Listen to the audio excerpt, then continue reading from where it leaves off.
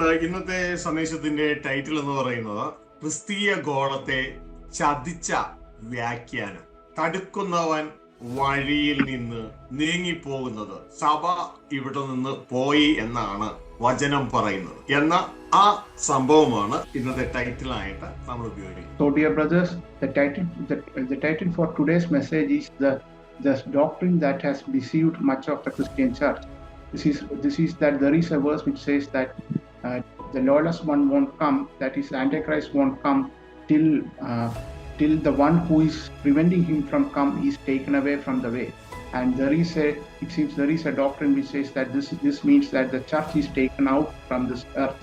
Only then the Antichrist will come. So today we will be addressing that topic, that doctrine. Hallelujah.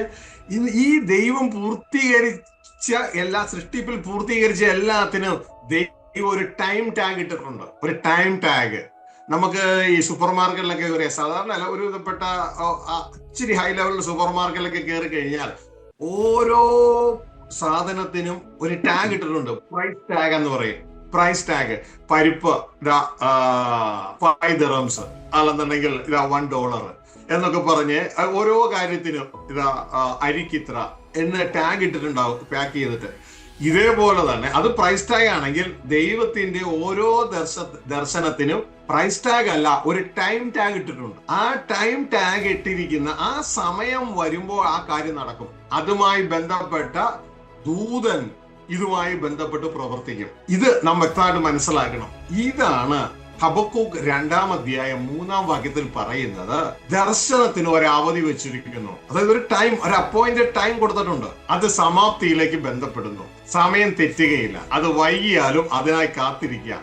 അത് വരും, നിശ്ചയം താമസിക്കുകയുമില്ല. അപ്പൊ എന്റെ പ്രിയ കുഞ്ഞുങ്ങളെ നാം മനസ്സിലാക്കുക, ദൈവം ഓൾറെഡി എല്ലാം എഴുതി കഴിഞ്ഞു. ആ ദൈവം നിശ്ചയിച്ച സമയത്തിനൊക്കെ എല്ലാം ഒരു ടൈം ടാഗ് ഇട്ട് വെച്ചിട്ടുണ്ട്. ആ ടൈം ടാഗിന്റെ പേരാണ് അപ്പോയിന്റഡ് ടൈം. ആ അപ്പോയിന്റഡ് ടൈം വരുമ്പോൾ അതുമായി ബന്ധപ്പെട്ട ജോലിക്കാരൻ, അതാണ് ദൂതൻ. ആ ദൂതൻ ആ കാര്യം ചെയ്യാൻ വേണ്ടി സ്റ്റാർട്ട് ചെയ്യും. അപ്പോ ആ കാര്യം അപ്പോൾ നടപ്പിലാകും. ഇതേപോലെ ഒരു കാര്യമാണ് തടുക്കുന്ന വഴിയിൽ നീങ്ങി പോവുക എന്ന് പറഞ്ഞാൽ, അതുമായി ബന്ധപ്പെട്ട ദൈവത്തിന്റെ സിസ്റ്റം അല്ലെങ്കിൽ ദൂതൻ ആ വഴിയിൽ നിന്ന് മാറിപ്പോകുന്നു. അതോടുകൂടെ ആന്റിക്രൈസ്റ്റ് വെളിപ്പെട്ടു വരുന്നു എന്നതാണ് ആ സന്ദേശം. Dear brothers, we already saw that God has decided everything from the beginning and also written it in his book. But in addition to that, not only has God written every event in the book, he has also given a time tag for every event in the book that he has decided. So if we go to various supermarkets, high-end supermarkets, you will be able to see that there is a price tag for every item out there. In the same way, in the book of Jehovah, God has a time tag for every event, and when that time tag reaches, God activates his angels to set things in motion in order to accomplish that. We see that in Habakkuk chapter 2 verse 3. For the vision is yet for the appointed time, it hastens towards the goal and it will not fade. Though it tarries, wait for it, for it will certainly come, it will not delay. So here we see that God has an appointed time for everything, and when that appointed time comes, there are angels in God's system who are asked to go and accomplish what God has done, God has in mind. In the same way, what it says in 2 Thessalonians chapter 2 verse 7, where it says about he who restrains will do so until he is taken out of the way. That's about an angel who is preventing the Antichrist to come, and when the appointed time of God comes, that angel will move away from the way. കുഞ്ഞുങ്ങളെ പറഞ്ഞത് മനസ്സിലായെന്ന് ചിന്തിക്കുന്നു. കാരണം ഈ 2 Thessalonians 2:7 പറയുന്ന വ്യാഖ്യാനം 3 നില building പോലെയാണ്. 3 ഊഹാപോഹങ്ങളുടെ ചിന്തയിലാണ്. ഞാൻ സ്ക്രീനിൽ ഷെയർ ചെയ്യാൻ പറ്റുമെന്ന് നോക്കട്ടെ. അതായത് ഒരു 3 നില ബിൽഡിംഗ് പോലെയാണ്. നിങ്ങൾക്ക് സ്ക്രീനിൽ ഇപ്പൊ കാണാം. അതായത് 3 ഊഹങ്ങൾ, അതിന്റെ മുകളിലാണ് ഈ കാര്യങ്ങൾ പണിതിരിക്കുന്നത്. 3 ഊഹങ്ങൾ ഇതാ നിങ്ങൾക്ക് കാണാം. ആദ്യത്തെ നില എന്ന് പറയുന്നത് ഇതാ തടുക്കുന്നവൻ എന്ന് പറയുന്നത് പരിശുദ്ധാത്മാവാണ്. അതാണ് ഒന്നാമത്തെ ഊഹം. അവിടെ അങ്ങനെ പരിശുദ്ധാത്മാവെന്ന് നിങ്ങളൊന്ന് വായിച്ചു നോക്കിയാൽ അവിടെ എഴുതിയിട്ടേ ഇല്ല. അത് പരിശുദ്ധാത്മാവാണോ ദൂതനാണോ അത് മറ്റേതെങ്കിലും സിസ്റ്റാണോ ഒന്നും അവിടെ എഴുതിയിട്ടില്ല. അപ്പോ ആദ്യത്തെ ഊഹം തടുക്കുന്നവൻ പരിശുദ്ധാത്മാവാണ്. ഇനി അതിന്റെ മുകളിൽ അടുത്ത ഊഹം കൊണ്ടുവരികയാണ്. എന്താണ് അടുത്ത ഊഹം എന്ന് അറിയാമോ? അതിന്റെ മുകളിൽ പരിശുദ്ധാത്മാവ് ഈ ഭൂമിയിൽ നിന്ന് പോവുകയാണ്. തടുക്കുന്നവൻ വഴിയിൽ നിന്ന് മാറുക എന്ന് പറഞ്ഞാൽ പരിശുദ്ധാത്മാവ് ഭൂമിയിൽ നിന്ന് പോകുന്നു. അങ്ങനെ എവിടെ ആരെ എഴുതി വെച്ചേക്കണം? അവിടെ ഇത് നമ്മുടെ ഊഹമാണ്, രണ്ടാമത്തെ ഊഹം. അപ്പൊ ആദ്യത്തെ ഊഹത്തിന്റെ മുകളിൽ രണ്ടാമത്തെ ഊഹം കൊണ്ടുവരികയാണ്. ഇനി മൂന്നാമത്തെ നില എന്നതുപോലെ മൂന്നാമത്തെ ഊഹം കൊണ്ടുവരികയാണ്. അങ്ങനെ പരിശുദ്ധാത്മാവ് ഇവിടെ നിന്ന് പോയാൽ വെറുതെ പോകുമോ, സഭയെ കൂട്ടിയാണ് കൊണ്ടുപോകുള്ളൂ എന്ന് പറഞ്ഞ മൂന്നാമത്തെ ഊഹം. ഇങ്ങനെ ഊഹാപോഹങ്ങളിൽ പണിയേണ്ടതല്ല നമ്മുടെ വിശ്വാസം, സത്യവചനത്തിലാണ് നമ്മുടെ വിശ്വാസം പണിയേണ്ടത്. അതുകൊണ്ട് എന്റെ പ്രിയ കുഞ്ഞുങ്ങളെ, ഞാൻ നിങ്ങളോട് പറയാണ്, സത്യവചനത്തിൽ നിങ്ങളുടെ വിശ്വാസം പണിയുക. ഇതിന്റെ തൊട്ടുമോളിൽ തന്നെ വിശുദ്ധ പൗലോസ് അപ്പോസ്തലന്റെ പരിശുദ്ധാത്മാവിന്റെ സത്യം എഴുതി വെച്ചിട്ടുണ്ട്. ആ 2 Thessalonians chapter 2 verse 1 to 3 വളരെ വ്യക്തതയോടെ ഈ കാര്യങ്ങൾ രേഖപ്പെടുത്തിയിട്ടുണ്ട്. Dear brothers, as you see, as I have demonstrated in this picture, the traditional interpretation of 2 Thessalonians chapter 2 verse 7 is like a 3-storied building made of 3 assumptions. So the very first story, the first assumption that is made over here is that he who restrains, the restrainer actually refers to the Holy Spirit. There is no such verse in this chapter. There is no such verse in this chapter, but that is the first assumption that is made, that the restrainer in 2 Thessalonians chapter 2 verse 7 actually refers to the Holy Spirit. Then the next assumption is that here it says, he who restrained will do so until he is taken out of the way. That means that the Holy Spirit will go away from this world. That is the second assumption that is happening over here. Then on top of that, there is one more assumption that is built on top of that, is that will the Holy Spirit go away by himself? That means the Holy Spirit will also take the church along with him. So we can see that this is a building of 3-storied assumptions, one on top of the other. And dear brothers, we should not build our faith, our doctrine on such assumption over assumption. It should be built solidly on the word of God. And we can see the correct interpretation of this from 2 Thessalonians chapter 2 verse 1 to 3 itself. മനസ്സിലായെന്ന് ചിന്തിക്കുന്നു. ഇനി എന്റെ 2 Thessalonians chapter 2 verse 1 to 3 വരെ നമ്മൾ വായിക്കുമ്പോൾ നമുക്ക് ഈ ഭാഗം നമുക്ക് അവിടെ കാണാൻ പറ്റും. എപ്പോഴാണ് ലോർഡ് ജീസസ് വന്ന് ചേർക്കുന്നത്? ഇവിടെ പരിശുദ്ധാത്മാവ് ദൈവദാസൻ പൗലോസ് അപ്പോസ്തലനിലൂടെ വളരെ വ്യക്തതയോടെ പറയുകയാണ്, ആരും നിങ്ങളെ ചതിക്കരുത്. ഇതാണ് അതിന്റെ സന്ദേശം. ആരും നിങ്ങളെ ചതിക്കരുത്. എന്തും പറഞ്ഞ് ചതിക്കരുത്. ഇതാ യേശുക്രിസ്തു വന്ന് സഭയെ ചേർക്കാൻ പോകുന്നു എന്ന് പറഞ്ഞ് ആരും ചതിക്കരുത്. അങ്ങനെ യേശുക്രിസ്തു വന്ന് സഭയെ ചേർക്കത്തില്ല. അതിനു മുമ്പ് നമ്മുടെ ടെസ്റ്റ് നടക്കണം. ടെസ്റ്റ് നടക്കണമെങ്കിൽ ആന്റി ക്രൈസ്റ്റ് റിലീസ് ചെയ്യപ്പെടണം. റിലീസ് ചെയ്യപ്പെട്ട് കഴിഞ്ഞാലേ നമുക്ക് ഈ മാർക്ക് ഓഫ് ദ ബീസ്റ്റ് എന്ന് പറയുന്ന ടെസ്റ്റ് വരത്തുള്ളൂ. മാർക്ക് ഓഫ് ദ ബീസ്റ്റ് ടെസ്റ്റാണ്, ദൈവക്രോധമല്ല. അത് ഈ ലോകത്തിലെ ജനങ്ങൾക്ക് ഒരു അനുഗ്രഹമായിട്ടാണ്, ടെക്നോളജി ഡെവലപ്മെന്റ് ആയിട്ടാണ് അവർ കാണുന്നത്. അത് ദൈവക്രോധമല്ല, ദൈവ മക്കൾക്കുള്ള ദൈവം അനുവദിച്ച ടെസ്റ്റാണ്. ഈ ടെസ്റ്റ് എടുക്കുന്നത് ആന്റി ക്രൈസ്റ്റ് ആണ്. അപ്പൊ ആന്റി ക്രൈസ്റ്റ് വന്ന് ഈ ടെസ്റ്റ് റിലീസ് ചെയ്തതിന് ശേഷമേ നമ്മൾ കൊള്ളാവുന്നവരായി തെളിഞ്ഞാൽ അവർ ശുശ്രൂഷ ഏൽക്കാൻ വേണ്ടി ഇതാ നമ്മൾ റാപ്ചർ എന്ന് പറയുന്ന യേശുവിന്റെ വരവിൽ നാം എടുക്കപ്പെടും. അപ്പൊ അതില്ല എന്ന് പറയുന്നത് ആരാണോ വ്യാജ സുവിശേഷമാണ്, അത് ചതിയാണ് എന്നാണ് വിശുദ്ധ ബൈബിൾ ദൈവദാസനിലൂടെ പറയുന്നത്. ഇതാണ് 2 Thessalonians chapter 2 verse 1 to 3. ഇത് എല്ലാ ദൈവദാസന്മാരും മനസ്സിലാക്കണം. എന്നിട്ട് പാരമ്പര്യ ആളുകളെ പ്രീതിപ്പെടുത്താൻ വേണ്ടി വചനത്തിൽ നുണ ചേർത്താൽ തീർച്ചയായും ദൈവശിക്ഷ പ്രാപിക്കും. അതുകൊണ്ട് വചനത്തോടൊന്നും കൂട്ടാനും പോകരുത്, കുറയ്ക്കാനും പോകരുത്. ആസ് ഇറ്റ് ഈസ് നാം പറയാനിടയാകണം. നമുക്ക് വായിക്കാം translation station. Dear brothers, if we read 2 Thessalonians chapter 2 1 to 3, here we can see that the message that Saint Paul gives is that do not be deceived, do not be shaken that the day of the Lord has come or has already come. Yes, because Saint Paul clearly mentions that the Antichrist should come, and that test, that is the church should pass through that test, and only after that the day of the Lord will come.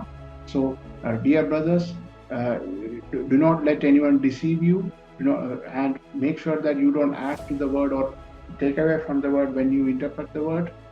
Read this straightforward, and you will be able to understand it. Let us read this verse.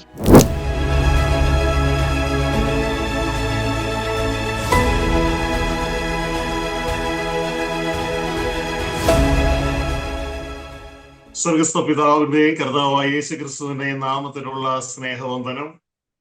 ഈ ഭൂമിയിൽ അല്പകാലം മാത്രം പരീക്ഷയിലായിരിക്കുന്ന, ടെസ്റ്റിലായിരിക്കുന്ന ഏവരെയും അറിയിക്കുകയാണ്. ദൈവത്തിന്റെ സാന്നിധ്യവും സഹായവും എല്ലാം നിങ്ങളോട് കൂട്ടായിരിക്കട്ടെ. ദൈവത്തിന്റെ ജീവനും ദൈവത്തിന്റെ സമാധാനവും ദൈവത്തിന്റെ ആത്മാവും എപ്പോഴും നിങ്ങളോട് കൂട്ടായിരിക്കും. Greetings of love in the name of our Heavenly Father and our Lord Jesus Christ to everyone who is here in this world for a short period of test in this world, who is undergoing a short period of test in this world. May God's presence and His help be with you. May God's life, peace, and spirit be with you.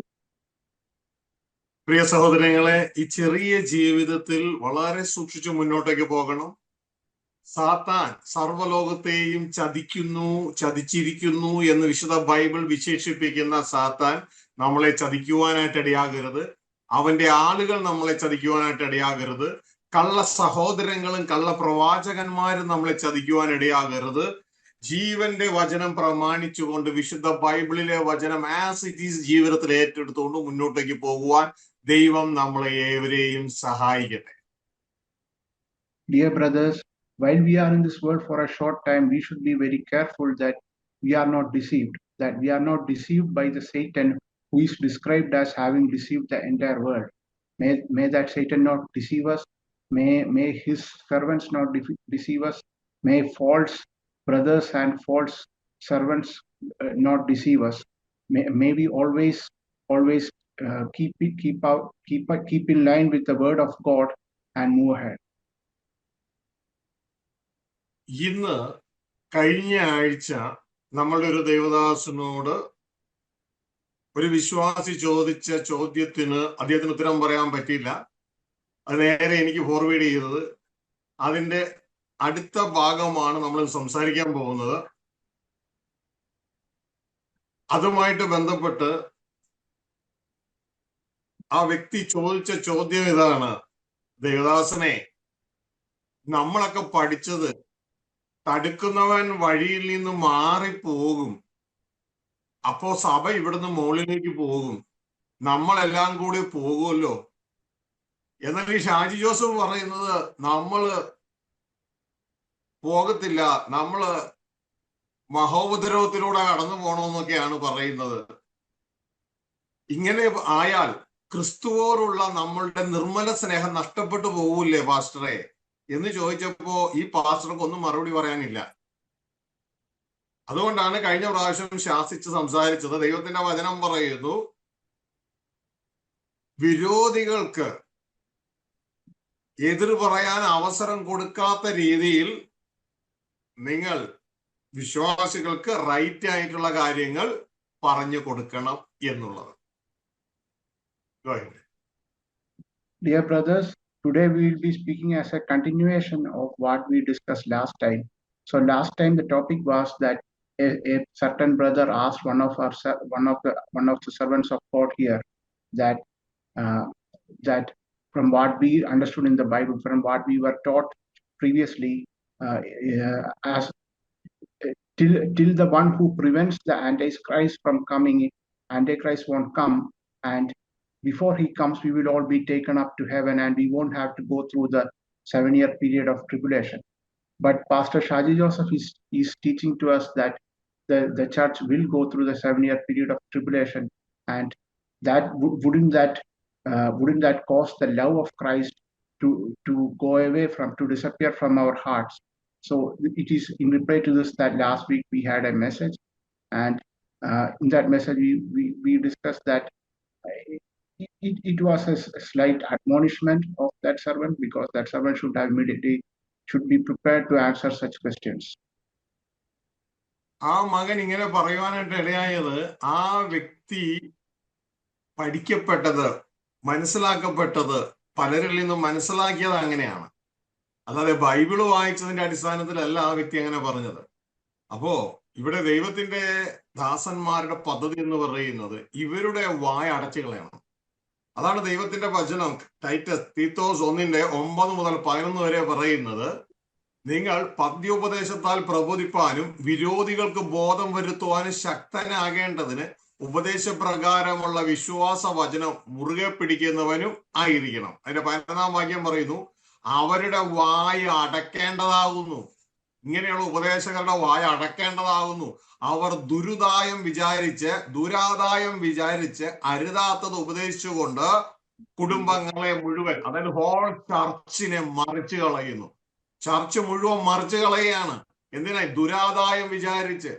കാരണം നമ്മളുടെ ഒരു വ്യക്തി പോലും ഒരു കഷ്ടവും അനുഭവിക്കാതെ നമ്മൾ സ്വർഗത്തിൽ പോകാൻ കാത്തിരിക്കുന്നവരാ. എന്നാൽ കർത്താവായ യേശുക്രിസ്തു പറയുന്നൊരു കാര്യം, എനിക്ക് യാതൊരു വിരോധവുമില്ല കർത്താവിന് നമ്മൾ അങ്ങനെ കൊണ്ടുപോകണമെന്നുണ്ടെങ്കിൽ. പക്ഷെ കർത്താവായ യേശുക്രിസ്തു പറയുന്നത് അവസാനത്തോളം സുഖിച്ചു നിൽക്കുന്നവൻ രക്ഷിക്കപ്പെടുമെന്നല്ല, അവസാനത്തോളം സഹിച്ചു നിൽക്കുന്നവൻ രക്ഷിക്കപ്പെടുമെന്ന.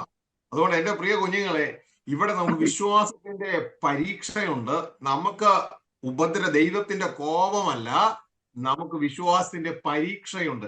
ഈ പരീക്ഷ സഹിച്ച് നാം ജയം പ്രാപിക്കുവാനായിട്ട് ഇടയാകണം. അതുകൊണ്ട് എല്ലാ ദൈവദാസന്മാരും ഇതാ തെറ്റായി പഠിപ്പിക്കുന്ന വ്യക്തികളുടെ വായടയ്ക്കുവാൻ, തെറ്റായി പഠിപ്പിച്ച വ്യക്തികളാൽ തെറ്റിപ്പോയ വിശ്വാസികളെ നേർവഴിക്ക് നടത്തുവാൻ ദൈവത്തിന്റെ പത്യവചനം നമ്മുടെ ഹൃദയങ്ങളിൽ കരുതിയിരിക്കണം. അത് വചനത്തിലൂടെ തെളിയിക്കേണ്ടത് ആവശ്യമാണ്. Dear brothers, so that brother probably got his ideas from the teaching that is prevalent in typical churches. But our servant should be prepared to exhort them in the sound doctrine, should have the faithful word to exhort them in the sound doctrine. This is written in Titus 1, chapter 1, verse 9 to 11, where it describes about a good teacher that holding fast the faithful word which is in accordance with the teaching, so that he will be able to exhort in sound doctrine and to refute those who contradict. So a good servant of God should have the faithful word in his heart, so that he will be able to exhort in sound doctrine and refute those who contradict. Furthermore, it again says here that the good servant of God should also be able to silence them. Here it says, for there are many rebellious men, empty talkers and deceivers, especially those of the circumcision, who must be silenced because they are upsetting whole families, teaching things that they should not teach for the sake of sordid gain. So dear brothers, as I described last time, a good servant of God should have the faithful word in his heart, so that he can exhort in sound doctrine. അതുകൊണ്ട് ഇന്നത്തെ സന്ദേശത്തിന്റെ title എന്ന് പറയുന്നത് ക്രിസ്തീയ ഗോളത്തെ ചതിച്ച വ്യാഖ്യാനം. തടുക്കുന്നവൻ വഴിയിൽ നിന്ന് നീങ്ങിപ്പോകുന്നത്. സഭ ഇവിടെ നിന്ന് പോയി എന്നാണ് വചനം പറയുന്നത് എന്ന ആ സംഭവമാണ് ഇന്നത്തെ ടൈറ്റിലായിട്ട് നമ്മൾ ഉപയോഗിക്കുന്നത്. So dear brothers, the title for today's message is the doctrine that has deceived much of the Christian church. This is that there is a verse which says that the lawless one won't come, that is Antichrist won't come till the one who is preventing him from come is taken away from the way. And it seems there is a doctrine which says that this means that the church is taken out from this earth, only then the Antichrist will come.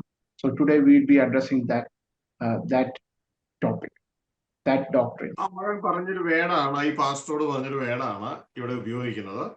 അവർ എഴുതിയിരിക്കുകയാണ്, 2 തെസ്സലോനിക്കർ 2:7 നമുക്ക് വായിക്കാം.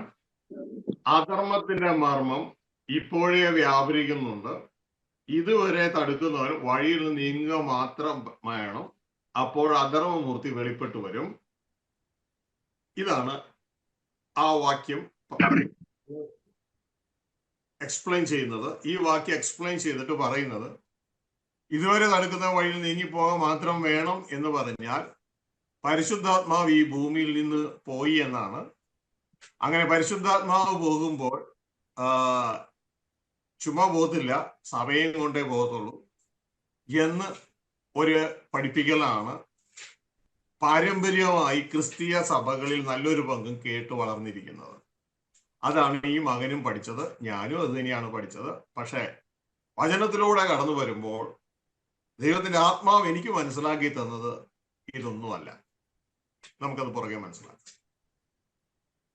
Dear brothers, let me first read the verse that dear brothers quoted to our pastor, which is 2 Thessalonians chapter 2 verse 7, for the mystery of lawlessness is already at work. Only he who now restrains will do so until he is taken out of the way. Then that lawless one will be revealed. So there is a teaching that is traditionally found among many denominations, including the one that I was taught, was that this person who is restraining is the Holy Spirit, and there will be a time when Holy Spirit will go away from this world, will be taken from this world, and along with the Holy Spirit, even the church will also be taken from this world, and only then the lawless one, that is the Antichrist, will be revealed. So, but as I grew, I realized that this is not true. പ്രിയ സഹോദരങ്ങളെ, ആദ്യം തന്നെ ഞാൻ നിങ്ങളോടൊന്ന് പറയട്ടെ, ദൈവം നമ്മളെ നിയമിച്ച ദൈവകോപത്തിനല്ല. ഇതാണ് വിശുദ്ധ ബൈബിളിലെ വചനം 1 തെസ്സലോനിക്കർ 5:9 പറയുന്നത്. ദൈവം നമ്മെ കോപത്തിനല്ല, നാം ഉണർന്നിരുന്നാലും ഉറങ്ങിയാലും ദൈവത്തോടു കൂടെ ജീവിക്കേണ്ടതാണ്. നമുക്ക് വേണ്ടി മരിച്ച നമ്മുടെ കർത്താവായ യേശുക്രിസ്തു മൂലം രക്ഷയെ പ്രാപിപ്പാൻ അത്ര നിയമിച്ചിരിക്കുന്നത്. അതുകൊണ്ട് എന്നെ കേൾക്കുന്ന ആരും പേടിക്കണ്ട. നാം ദൈവകോപത്തിലൂടെ കടന്നു പോകുന്നു. ദൈവകോപം നമുക്ക് അനുസരിക്കുന്നവർക്കുള്ളതല്ല. ദൈവകോപം അനുസരണം കെട്ടവർക്കുള്ളതാണ്. അനുസരിക്കുന്നവർക്ക് ദൈവം പരീക്ഷ, ടെസ്റ്റ് അനുവദിച്ചിട്ടുണ്ട്. ടെസ്റ്റ് നമ്മളെ തകർക്കാനല്ല, ടെസ്റ്റ് നമ്മളെ ഉയർത്താനാണ്, കിരീടം തരാനാണ്. Dear brothers, before we begin, let me reiterate one thing. God has not destined us for wrath. So this is written in 1 Thessalonians chapter 5 verse 9, where it says, for God has not destined us for wrath, but for obtaining salvation through our Lord Jesus Christ, who died for us, so that whether we are awake or asleep, we will live together with him. So here, as it says here, God has not destined us for wrath. That is for the people who are against God. Instead, God has destined some test for us in this world, and that test is not to destroy us, but so that to build us up. But so that in order to build us up. So let me first reiterate this before we begin. ഇനി മറ്റൊരു കാര്യം ഞാൻ നിങ്ങൾ സൂചിപ്പിക്കട്ടെ. ആ മകൻ പറഞ്ഞത് 7 വർഷം ദൈവക്രോധത്തിലൂടെ കടന്നു പോകണം എന്നൊക്കെയാണ്. വീണ്ടും ഞാൻ മറ്റൊരു കാര്യം ഓർപ്പിക്കട്ടെ. ഞാനും പണ്ട് ചിന്തിച്ചിരുന്നത് 7 വർഷം ഇങ്ങനെ മഹോദരവകാലം ഉണ്ടെന്നൊക്കെയാണ്. എന്നെ പഠിപ്പിച്ചവർ അങ്ങനെ പഠിപ്പിച്ചതുകൊണ്ടാണ് ഞാൻ അങ്ങനെ ചിന്തിച്ചത്. പക്ഷെ തിരുവചനത്തിലേക്ക് കടന്നു വരുമ്പോൾ, വിശുദ്ധ ബൈബിളിലേക്ക് കടന്നു വരുമ്പോൾ, അങ്ങനെ 7 വർഷത്തെ ഒരു ട്രിബുലേഷൻ എന്ന് പറയുന്ന സംഭവം ബൈബിളിൽ ഇല്ല. മനസ്സിലാക്കുക, ഓൺലി 3.5 years, 3.5 വർഷത്തെ ഒരു ട്രിബുലേഷൻ പീരീഡേ ബൈബിളിൽ കാണുന്നുള്ളൂ. അപ്പോ അവിടെയും ഞാൻ എൻ്റെ മനസ്സ് പുതുക്കി രൂപാന്തരപ്പെട്ടു. കാരണം എൻ്റെ വിശ്വാസ ജീവിതത്തിന്റെ അടിസ്ഥാനം പ്രസംഗകരുടെ വാക്കുകളല്ല, പകരം വിശുദ്ധ ബൈബിളിലെ യേശു ക്രിസ്തുവിന്റെ വചനങ്ങളാണ് എൻ്റെ വിശ്വാസ ജീവിതത്തിന്റെ അടിസ്ഥാനം. അതല്ല എങ്കിൽ പ്രശ്നങ്ങളും വിഷയങ്ങളും വരുമ്പോൾ, കാറ്റും കോളും വരുമ്പോൾ എൻ്റെ വിശ്വാസ ജീവിതം താഴെ പോകും. യേശു ക്രിസ്തു ഇങ്ങനെ പറഞ്ഞു, ഈ വചനങ്ങളിൽ പണിയുന്നവൻ വീഴത്തില്ല. അല്ല, മാനുഷിക ചിന്തകളിലാണ് നാം പണിയുന്നതെങ്കിൽ നാം വീണുപോകാൻ ഇടയാകും. മാനുഷിക ചിന്തകളെ മാറ്റിയിട്ട് യഥാർത്ഥ വ്യാഖ്യാനം കൂടാത്ത വചനങ്ങളെ നാം ഏറ്റെടുക്കുക, അതിന്മേൽ നാം പണിയുവാൻ ശ്രദ്ധിക്കുക. Dear brothers, let me also mention one other thing that this brother had told during his questioning. This brother had said that does that mean that for 7 years you will have to undergo the wrath of God? So as I told, you won't be undergoing the wrath of God, but he also says 7 years. That is also not true, dear brothers. So this is something even I have heard in various sermons from the various preachers, and I had thought the same thing. But as I read, as from the Bible, it was revealed to me that the time of tribulation, the time of end time, is not 7 years, but it is 3.5 years. So if I had relied, dear brothers, let me also reiterate to you that do not rely on the sermons and messages that you hear. Instead, you rely on the word of God. And if you build yourself on the word of God without interpretation, directly on the word of God, then when the storm comes, it won't affect you. As Jesus says that if anyone builds his house on these words as foundation, then when the storm comes, the house won't be destroyed. പ്രിയ സഹോദരങ്ങൾ, ഇതുപോലെ തന്നെ ഞാൻ പ്രസംഗകരിൽ നിന്ന് പഠിച്ച മറ്റൊരു തെറ്റായ കാര്യമാണ്, രക്ഷിക്കപ്പെടുമ്പോഴാണ് ജീവപുസ്തകത്തിൽ നമ്മുടെ പേരുകൾ എഴുതുന്നത് എന്നുള്ളത്. എന്നാൽ വിശുദ്ധ ബൈബിളിലൂടെ ഞാൻ കടന്നു പോയപ്പോൾ അങ്ങനെ ഒരു സംഭവമേ ബൈബിളിൽ ഇല്ല. രക്ഷിക്കപ്പെടുമ്പോൾ വിശുദ്ധ ജീവന്റെ പുസ്തകം നമ്മുടെ പേര് എഴുതുന്നു എന്നുള്ളത്. പകരം ഞാനത് മനസ്സിലാക്കിയത് ജീവന്റെ പുസ്തകത്തിൽ പേര് എഴുതിയിരിക്കുന്നത് ലോക സ്ഥാപനത്തിന് മുമ്പാണ്. ഇനി അങ്ങനെയുള്ളവർക്കാണ് വീണ്ടും ജനിക്കുവാനുള്ള ഒരു അവസരം സ്വർഗത്തിൽ ദൈവം കൊടുക്കുന്നത്. എന്നാൽ ഇതാ ആ അവസരം കൊടുത്തിട്ടും അവർക്ക് ജയം പ്രാപിക്കാൻ കഴിയുന്നില്ല എങ്കിൽ അവരുടെ പേര് ജീവിതത്തിൽ നിന്ന് മാറ്റി കളയുമെന്നുള്ള വചനമാണ് നമുക്ക് തിരുവചനത്തിലൂടെ കാണുവാനായിട്ട് കഴിയുന്നത്. അതുകൊണ്ടാണ് ദൈവം മോശയോട്, രക്ഷിക്കപ്പെടാത്ത മോശ ദൈവത്തോട് പറഞ്ഞു, നീ ഇസ്രായേൽ മക്കളോട് ക്ഷമിക്കുന്നില്ല എങ്കിൽ നീ എഴുതിയ നിന്റെ പുസ്തകത്തിൽ നിന്ന് എന്റെ പേര് മായ്ച്ചു കളയുക എന്ന് പറഞ്ഞപ്പോൾ ദൈവം പറഞ്ഞത്, എന്നോട് പാപം ചെയ്യുന്നവന്റെ പേര് ഞാൻ ജീവപുസ്തകത്തിൽ നിന്ന് മായ്ക്കുമെന്നാണ് പറഞ്ഞത്. അപ്പോൾ പ്രസംഗകരുടെ പല വാക്കുകളും ആശ്രയിച്ച് വിഴുങ്ങരുത്. വരവയുള്ള വിശ്വാസികളെ പോലെ അത് അങ്ങനെ തന്നെയാണോ എന്ന് നാം പരിശോധിച്ചിട്ട് വേണം നമ്മളുടെ ഹൃദയത്തിലേക്ക് അത് വിഴുങ്ങുവാൻ, വിശ്വസിക്കുവാൻ. Dear brothers, similarly, another doctrine, another false doctrine which I had thought from the before, due to listening to the various preachers, which I had gotten from these various preachers, is this doctrine that when we are born again, when we accept Jesus and when we are born again, it is at that point of time that our names are written in the book of the life of God, of life of Christ. But dear brothers, when I read the Bible from the Bible, it was revealed to me that that is not true. Our names are, there is nothing like that in the Bible. Our names are written in the book of life, even from before the foundation of this world. And it is to those whose names are written in the book of life that the word of God is revealed, that the salvation is revealed, and they are given the opportunity to be born again. And once they are born again, they will undergo a test. And if they do not pass the test at the end, then their names should be removed from the book of the life of Christ.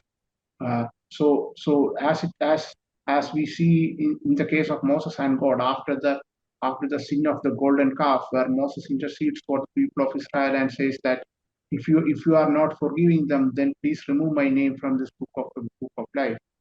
To which God replies that the names of those who sinned against me, those names I will remove from the book of life. So here we see that this is happening before Jesus came into this world. So here we see that our names are written from before the world, before the foundation of this world.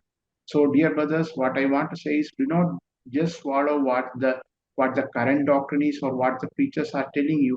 Instead, be like the disciples of Beroah, who check the word, check the preachings of the preachers in the word of God to see that they are correct. പ്രിയ സഹോദരങ്ങളെ, ഈ ജീവപുസ്തകത്തെ കുറിച്ച് അറിയാൻ താല്പര്യമുള്ളവരാണ് നിങ്ങൾ കേൾക്കുന്നതെങ്കിൽ നിങ്ങളുടെ comment താഴെ രേഖപ്പെടുത്തുന്നതെങ്കിൽ already ഇതിനെക്കുറിച്ചൊക്കെ പ്രസംഗിച്ചിട്ടുണ്ട്. ആ link നമ്മുടെ സഹോദരങ്ങൾ നിങ്ങൾക്ക് മറുപടി ആയിട്ട് അതിൽ ഇട്ട് തരുന്നതാണ്. യൂട്യൂബിൽ SVJ messages, Shaji Vempanattu Joseph messages gap ഇട്ടിട്ട് മെസ്സേജസ് അടിച്ചു കൊടുത്തു കഴിഞ്ഞാൽ ആ യൂട്യൂബ് ചാനൽ നിങ്ങൾക്ക് കിട്ടും. അവിടെ നിങ്ങൾ സബ്സ്ക്രൈബ് ചെയ്ത് കഴിഞ്ഞാൽ 1000-ലധികം സന്ദേശങ്ങൾ നിങ്ങൾക്ക് അതിൽ സൗജന്യമായിട്ട് ലഭ്യമാകുന്നതാണ് എന്ന് ഓർപ്പിക്കുകയാണ്.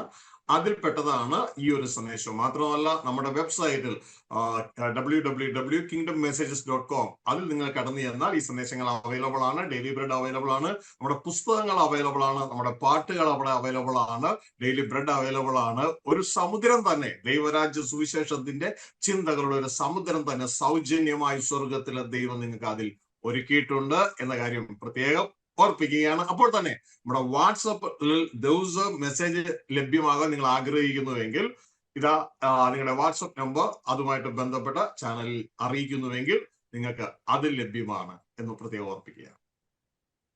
Dear brothers, these are all topics that we have already addressed in our various messages previously. If you are interested in knowing more about this, then please put it down in the comments below and we will send you the links to these messages. In addition, if you want, you can go to Google and search for SVJ Messages YouTube, and you will be able to see our channel. There again, we will have the various messages uploaded. In addition, there is also the website www.kingdommessages.com, where again you will have all these messages. You will have the daily bread. You will have the various songs. We have prepared an entire ocean of gospel of the kingdom of God over there, and you can. All this is free and you can go and explore it over there. We urge you to go and explore it over there. അപ്പോ നമ്മള് ആ ക്രിസ്തീയ കോളത്തെ ചതിച്ച വ്യാഖ്യാനം ഇത് പറയുന്നത് ആർക്ക് വേണ്ടിയാണെന്ന് അറിയാമോ? ദൈവദാസന്മാർക്ക് വേണ്ടിയാണ്. എന്നോട് കൂടെ ദൈവം ഏൽപ്പിച്ച ദൈവദാസന്മാർക്ക് വേണ്ടിയാണ്. നിങ്ങളോട് വ്യക്തികൾ ചോദ്യങ്ങൾ ചോദിക്കുമ്പോൾ അത് എനിക്ക് നേരെ ഫോർവേഡ് ചെയ്ത് തരികയല്ല വേണ്ടത്, പകരം ആ ഉത്തരം മനസ്സിലാക്കി അവർക്ക് അത് അറിയിക്കുകയാണ് വേണ്ടത്. അപ്പോ ഇതുമായി ബന്ധപ്പെട്ട ദൈവദാസന്മാരാണ് സംസാരിക്കുന്നത്. അപ്പോൾ തന്നെ ഇതാ മറ്റുള്ള എല്ലാ ദൈവദാസന്മാർക്കും വിശ്വാസികൾക്കും ഇത് ഏറ്റെടുക്കാവുന്നതാണ്. അപ്പോ ടൈറ്റിലാണ് ക്രിസ്തീയ കോളത്തെ ചതിച്ച വ്യാഖ്യാനം. ചതിക്കുന്നവൻ വഴിയിൽ നിന്ന് മാറിപ്പോകുന്നത് സഭ ഇവിടെ നിന്ന് പോയി എന്നാണ് പറയുന്നത്.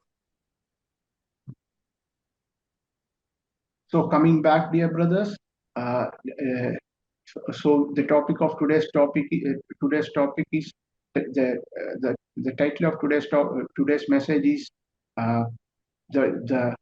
the doctrine that has deceived the most of the Christian world, that is the he who restrains, that is shown in 2 Thessalonians chapter 2 verse 7. The he who restrains now will do so until he is taken out of the way, and that refers to the Holy Spirit and consequently the church being taken out of this world.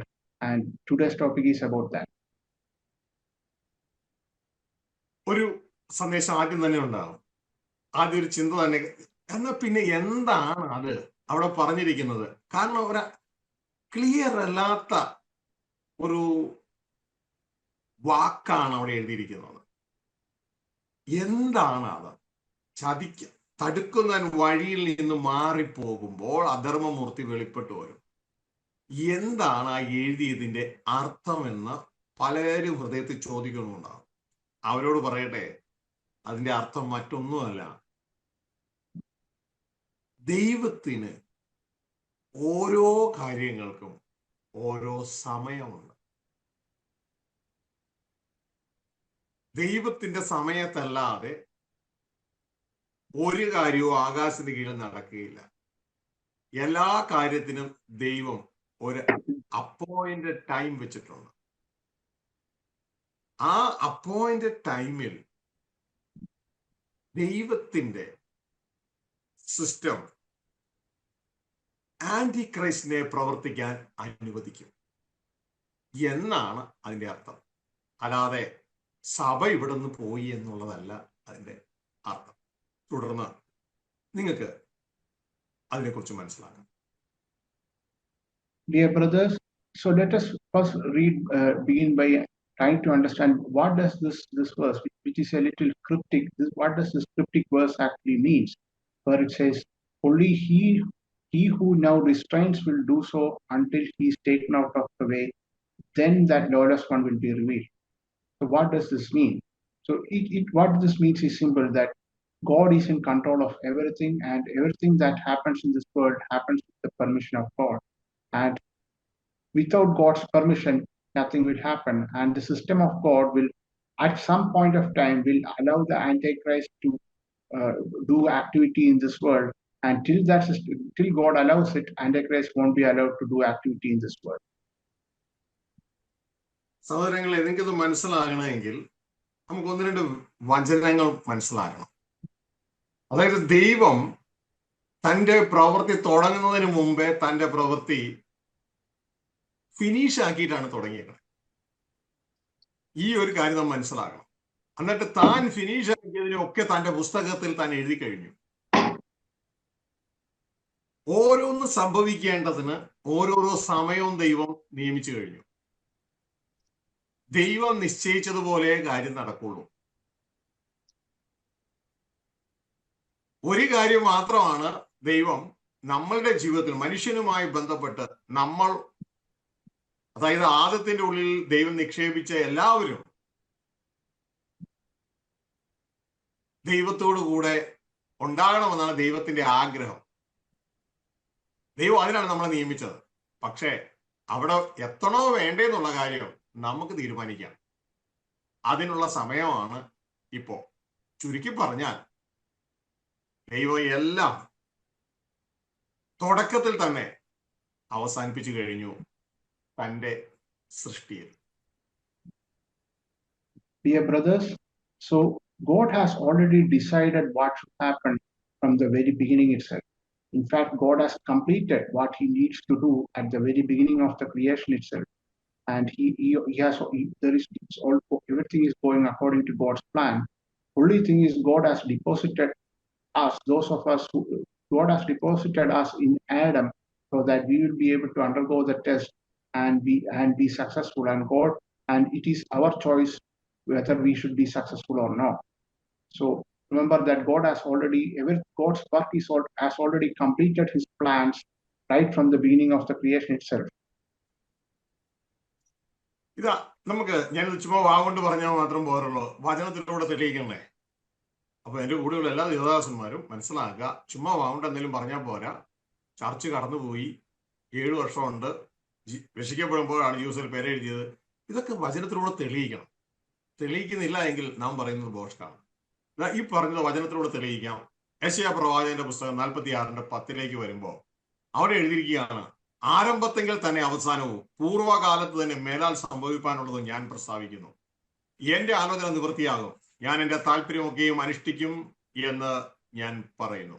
അതായത് ആരംഭത്തിൽ തന്നെ, തുടക്കത്തിൽ തന്നെ ദൈവം മേലാൽ സംഭവിക്കാനുള്ളത് പ്രസ്താവിച്ചു കഴിഞ്ഞു. അതെല്ലാം സംഭവിച്ചിരിക്കും.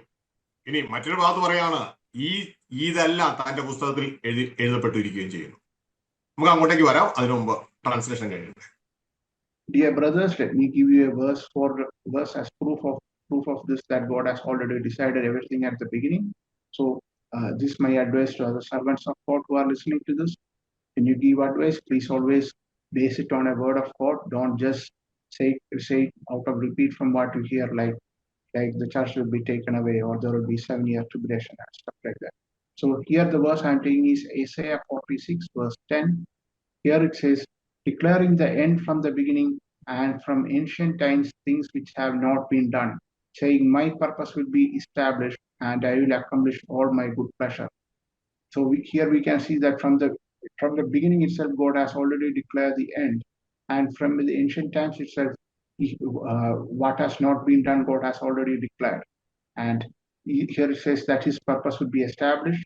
So here, and not only that, in another verse, God has not only decided what will happen, he has also written it in his book. We will come to that verse later. പ്രിയ സഹോദരങ്ങളെ, അപ്പൊ തുടക്കത്തിൽ തന്നെ അവസാനം പ്രഖ്യാപിച്ചു കഴിഞ്ഞു. ഇനി ദൈവം ചെയ്തേക്കുന്ന കാര്യം, ആ കാര്യങ്ങളൊക്കെ ഉണ്ടല്ലോ, ആ സംഭവങ്ങളൊക്കെ, അതായത് സ്റ്റാർട്ട് ചെയ്യുന്ന ആ പോയിന്റിൽ ഇതെല്ലാം ദൈവത്തിന്റെ പുസ്തകത്തിൽ രേഖപ്പെടുത്തി കഴിഞ്ഞു. അതായത് അവസാനം വരെയുള്ള കാര്യങ്ങളെല്ലാം രേഖപ്പെടുത്തി കഴിഞ്ഞു. അതിനെല്ലാം ഓരോ അപ്പോയിന്റഡ് ടൈമും വെച്ച് കഴിഞ്ഞു. ഇതാണ് 139 സങ്കീർത്തനം 16 വാക്യത്തിൽ ദൈവത്തിന്റെ വചനത്തില് ഇങ്ങനെ എഴുതിയിരിക്കുന്നതാണ്, ഞാൻ പിണ്ടാകാരമായിരുന്നപ്പോൾ നിന്റെ കണ്ണ് എന്നെ കണ്ടു. നിയമിക്കപ്പെട്ട നാളിൽ, അപ്പോ there is a day, appointed day ഉണ്ട്. നിയമിക്കപ്പെട്ട നാളിൽ, ഒന്ന് പറഞ്ഞു നോക്കിയേ അങ്ങനെയെന്ന്, നിയമിക്കപ്പെട്ട നാളിൽ നിന്ന്. അങ്ങനെ പറയണം, നിയമിക്കപ്പെട്ട ഒരു നാളുണ്ട് കേട്ടോ. ഒന്നുമില്ലാതിരുന്നപ്പോൾ, അപ്പൊ ഒന്നുമില്ലായിരുന്നു. നിയമിക്കപ്പെട്ട നാളിൽ ഒന്നുമില്ലാതിരുന്നപ്പോൾ അവയെല്ലാം നിന്റെ പുസ്തകത്തിൽ എഴുതിയിരിക്കുന്നു. മനസ്സിലാവുന്നുണ്ടോ? ഈ പുസ്തകം സ്വർഗത്തിലുണ്ട്. ഇതാണ് യഹോവയുടെ പുസ്തകം. അപ്പോ മനസ്സിലാക്കുക, നിയമിക്കപ്പെട്ട നാളിൽ ഒന്നുമില്ലാതിരുന്നപ്പോൾ അവയെല്ലാം നിന്റെ പുസ്തകത്തിൽ എഴുതിയിരുന്നു. ആ ദൈവം ഡിക്ലെയർ ചെയ്തത് മുഴുവൻ ദൈവത്തിന്റെ പുസ്തകത്തിൽ എഴുതിയിട്ടുണ്ട്. അപ്പോ എന്റെ പ്രിയ കുഞ്ഞുങ്ങളെ, ഇതാദ്യം നമ്മൾ മനസ്സിലാക്കണം. ദൈവം ആരംഭിക്കുന്നത് അവസാനിപ്പിച്ചിട്ടാണ് ദൈവം നമ്മളിൽ അത് ആരംഭിക്കുന്നത്. Dear brothers, so here we see in Isaiah 46 that God has already decided everything that should happen from the very beginning itself. Again, we see in Psalms 139 verse 60, your eyes have seen my unformed substance, and in your book were all written the days that were ordained for me, when as yet there were not one of them. So here it says that the days that were ordained for, there are days ordained for me, days that were ordained for me, when as yet there was not one of them, it was written in your book. So God has already decided everything, and he has in that sense completed everything before he has even begun, and he has written all of those in the book of Jehovah. Jehovah has written all of these in the book of Jehovah. പ്രിയ സഹോദരങ്ങളെ, അങ്ങനെ ദൈവം ആ പുസ്തകത്തിൽ, ഇതാണ് ദൈവത്തിന്റെ വചനം പറഞ്ഞ്, യഹോവയുടെ പുസ്തകത്തിൽ യെശയ്യാപ്രവാചകന്റെ പുസ്തകം നമ്മൾ കേട്ടിട്ടില്ലേ? യഹോവയുടെ പുസ്തകത്തിൽ അന്വേഷിച്ചു വായിച്ചു നോക്കുക, അവയിൽ ഒന്നും ഇണയില്ലാതിരിക്കുകയില്ല എന്ന് ഞാൻ ചിന്തിക്കുന്നു. യേശയ്യാ 34:16 തോന്നുന്നു. അവിടെ എഴുതിയിരിക്കുകയാണ്, യഹോവയുടെ പുസ്തകത്തിൽ അന്വേഷിച്ചു വായിച്ചു നോക്കുക, അതിലൊന്നും ഇണയില്ലാതിരിക്കുക ഇല്ല എന്ന് പറയുന്നില്ലേ? ഈ പുസ്തകത്തിന്റെ കാര്യമാണ് ഈ പറഞ്ഞത്. അവിടെയെല്ലാം ദൈവം എല്ലാം എഴുതി കഴിഞ്ഞു. ഇനി മനസ്സിലാക്കുക, ആ ദൈവം എഴുതിയത് നമുക്ക് വെളിപ്പെട്ട് കിട്ടുമ്പോൾ അത് നമ്മുടെ ദർശനമായി മാറും. നമ്മുടെ ദർശനമായി മാറും. കാരണം അത് ഇതുവരെ വന്നിട്ടില്ല. ദൈവത്തിന്റെ സൃഷ്ടികർമ്മത്തിൽ അത് പൂർത്തീകരിച്ചു. പക്ഷെ നമ്മളുടെ ജനനത്തിന്റെ ആ മണ്ഡലത്തിൽ അത് എത്തിയിട്ടില്ല. പക്ഷെ ആ ദൈവം തന്റെ പുസ്തകത്തിൽ എഴുതിയത് നമുക്ക് വെളിപ്പാടിലൂടെ അറിയിച്ചു തരുമ്പോൾ അത് നമ്മുടെ ദർശനമായി മാറും. മനസ്സിലാവുന്നുണ്ടോ? ദർശനമായി മാറും. Okay, go ahead, brother. Dear brothers, here again we see about the book of Jehovah over here. We again see that in Isaiah 36:16. Seek from the book of Jehovah and read. Not one of these will be missing, none will lack its mate, for his mouth has commanded and his spirit has gathered them. So God has already, in that sense, completed the creation at the very beginning itself, and he has written it in his book. But we don't know it yet. And when it is revealed to us, it will become a vision for us for the future. But God has already completed it. Hallelujah. ഈ ദൈവം പൂർത്തീകരിച്ച സൃഷ്ടിപ്പിൽ പൂർത്തീകരിച്ച എല്ലാത്തിനും ദൈവം ഒരു time tag ഇട്ടിട്ടുണ്ട്. ഒരു time tag നമുക്ക് ഈ സൂപ്പർ മാർക്കറ്റിലൊക്കെ ഒരു സാധാരണ അല്ല, ഒരു വിധപ്പെട്ട ഇച്ചിരി ഹൈ ലെവലിൽ സൂപ്പർ മാർക്കറ്റിലൊക്കെ കയറി കഴിഞ്ഞാൽ ഓരോ സാധനത്തിനും ഒരു ടാഗ് ഇട്ടിട്ടുണ്ട്. പ്രൈസ് ടാഗ് എന്ന് പറയും. Price tag. പരിപ്പ് $5, അല്ലെന്നുണ്ടെങ്കിൽ $1 എന്നൊക്കെ പറഞ്ഞ് ഓരോ കാര്യത്തിനും അരിക്കിത്ര എന്ന് ടാഗ് ഇട്ടിട്ടുണ്ടാവും പാക്ക് ചെയ്തിട്ട്.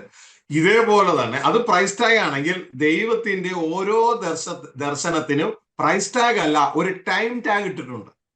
ആ ടൈം ടാഗ് ഇട്ടിരിക്കുന്ന ആ സമയം വരുമ്പോൾ ആ കാര്യം നടക്കും. അതുമായി ബന്ധപ്പെട്ട ദൂതൻ ഇതുമായി ബന്ധപ്പെട്ട് പ്രവർത്തിക്കും. ഇത് നാം വ്യക്തമായിട്ട് മനസ്സിലാക്കണം. ഇതാണ് ഹബക്കൂക്ക് 2-ാം അധ്യായം 3-ാം വാക്യത്തിൽ പറയുന്നത്.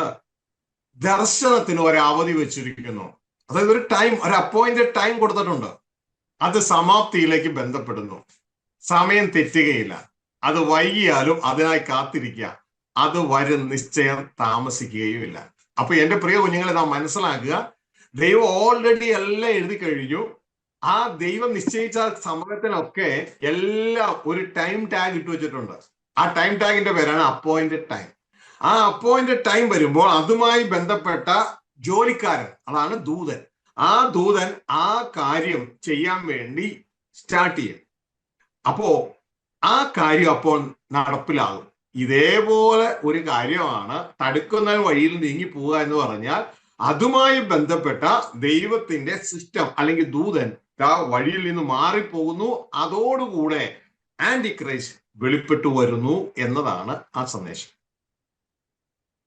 Dear brothers, we already saw that God has decided everything from the beginning and also written it in his book.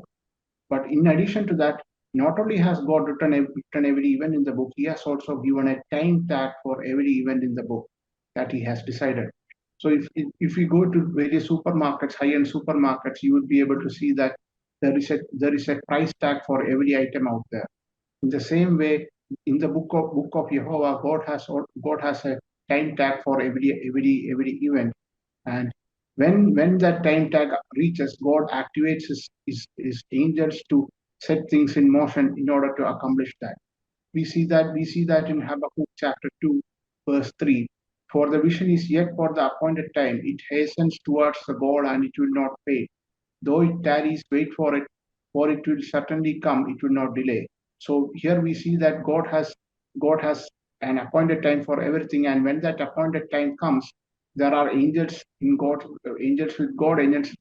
system who are asked to go and accomplish what God has done, God has in mind. In the same way, what it says in 2 Thessalonians chapter 2, verse 7, where it says about he who restrains will do so until he is taken out of the way. That's about an angel. who is preventing the Antichrist to come. And when the appointed time of God comes, that angel will move away from the way. Hallelujah. എന്റെ പ്രിയ മക്കളെ, നിങ്ങൾക്ക് മനസ്സിലാവുന്നുണ്ടോ? ശ്രദ്ധയോടെ അവിടെ ആയിരിക്കും, എങ്കിലേ മനസ്സിലാവത്തുള്ളൂ. ഇതേപോലെ എല്ലാ കാര്യത്തിനും ഏഞ്ചൽസ് ഉണ്ട്. ഇനിയിപ്പോ പിശാചിനെ ബന്ധിച്ച് അഗാധ കൂപത്തിൽ ഇടുന്നത് ഒരു ഏഞ്ചലാണ്. ഓക്കെ, പിശാചിനെ ആന്റിക്രൈസ്റ്റിനെ റിലീസ് ചെയ്യിക്കുന്നതും ഇതുപോലെ ഏഞ്ചലുകളാണ്. ഇതൊക്കെ മനസ്സിലാകണമെങ്കിൽ ഞാൻ വെളിപ്പാട് പുസ്തകം 9 അധ്യായത്തിൽ ഒരു കാര്യം നിങ്ങളോട് പറയാം. ആ ദൈവത്തിന്റെ മഹാക്രോധം നടക്കുമ്പോ ഒരു ഭാഗത്ത് ഭൂമിയിലെ 1/3 ജനങ്ങളെ 1 മണിക്കൂർ കൊണ്ട് കൊന്നുകളയും. 1 മണിക്കൂർ കൊണ്ട്. നമുക്ക് ഭയങ്കര അതിശയമായിട്ട് തോന്നും. ഇതാണ് യേശുക്രിസ്തു പറഞ്ഞ് ലോക ആരംഭം മുതൽ ഇന്ന് വരെ സംഭവിച്ചിട്ടില്ലാത്തതും ഇനി ഒരിക്കൽ സംഭവിക്കാത്തതുമായ വലിയ കഷ്ടം ആ നാളിലുണ്ടാകും. വ്രതന്മാർ നിമിത്തം ആ പീരീഡ് ചുരുക്കിയിട്ടിരിക്കുകയാണ്. അപ്പോ ഇവിടെ മനസ്സിലാക്കുക, ഇന്ന് ഈ ഭൂമിയിൽ 8.2 ബില്യൺ ജനങ്ങൾ ഇപ്പൊ ഉണ്ട്. ഇനിയിപ്പോ അത് വർദ്ധിക്കാതിരിക്കാം. അപ്പോ നമുക്ക് മനസ്സിലാക്കണം, ഏകദേശം 3 ബില്യൺ ജനങ്ങൾ 1 മണിക്കൂർ കൊണ്ട് പോകും. 1 മണിക്കൂർ കൊണ്ട് പോകും. അപ്പോ ഇങ്ങനെ ഒരു സമയം വരാൻ പോവാ. അപ്പൊ ഇതിനെ കൺട്രോൾ ചെയ്യാൻ, ഇത് ഓൾറെഡി നിശ്ചയിക്കപ്പെട്ട് കിടക്കുന്ന സംഭവമാണ്. ഇതെല്ലാം ദൈവത്തിന്റെ പുസ്തകത്തിൽ എഴുതപ്പെട്ടിരിക്കുകയാണ്. നിങ്ങൾ പേടിക്കൊന്നും വേണ്ട കേട്ടോ. നമ്മുടെ ശരീരം പോയാലൊന്നും നമ്മൾ മരിക്കത്തില്ല. നമ്മൾ പുതിയ സൃഷ്ടിയിലുള്ളവരാ. Okay, don't worry about that. ഇനി മനസ്സിലാക്കേണ്ടത്, ദൈവത്തിന്റെ വചനം പറയാണ്, ഇങ്ങനെ സംഭവിക്കാനുള്ള ആ കാര്യത്തിന്റെ ഡ്യൂട്ടി ദൈവം ചില ദൂതന്മാരുടെ കയ്യിൽ ഏൽപ്പിച്ചിട്ടിരിക്കുക. യൂഫ്രട്ടീസ് നദിയുടെ കരയില് അവയെ ബന്ധിച്ചിട്ടിരിക്കുക. ഈ ശുശ്രൂഷ ചെയ്യേണ്ടത് അവരാണ്. അപ്പോ ആ സമയം വരെ ഈ ദൂതന്മാരെ അഴിച്ചുവിടത്തില്ല. ഈ ദൂതന്മാരെ അഴിച്ചുവിട്ടാൽ അവരാ ശുശ്രൂഷ ചെയ്യും. അതായത് ഭൂമിയിൽ 1/3 ജനത്തെ കൊന്നുകളയും 1 മണിക്കൂർ കൊണ്ട്. അപ്പോ യഥാർത്ഥത്തിൽ ഇന്നത് നടക്കാതിരിക്കുന്നതിന്റെ കാര്യം എന്താ? ദൈവത്തിന്റെ വചനം, ദൈവത്തിന്റെ സിസ്റ്റം അതിനെ തടുക്കുകയാ. എപ്പോൾ ദൈവത്തിന്റെ അപ്പോയിന്റഡ് ടൈം വരുമ്പോ അപ്പോൾ സ്വർഗത്തിൽ നിന്ന് കൽപ്പന പുറപ്പെടും, ആ ദൂതന്മാരെ അഴിച്ചുവിടുക. എന്തിനു വേണ്ടിയാണ്?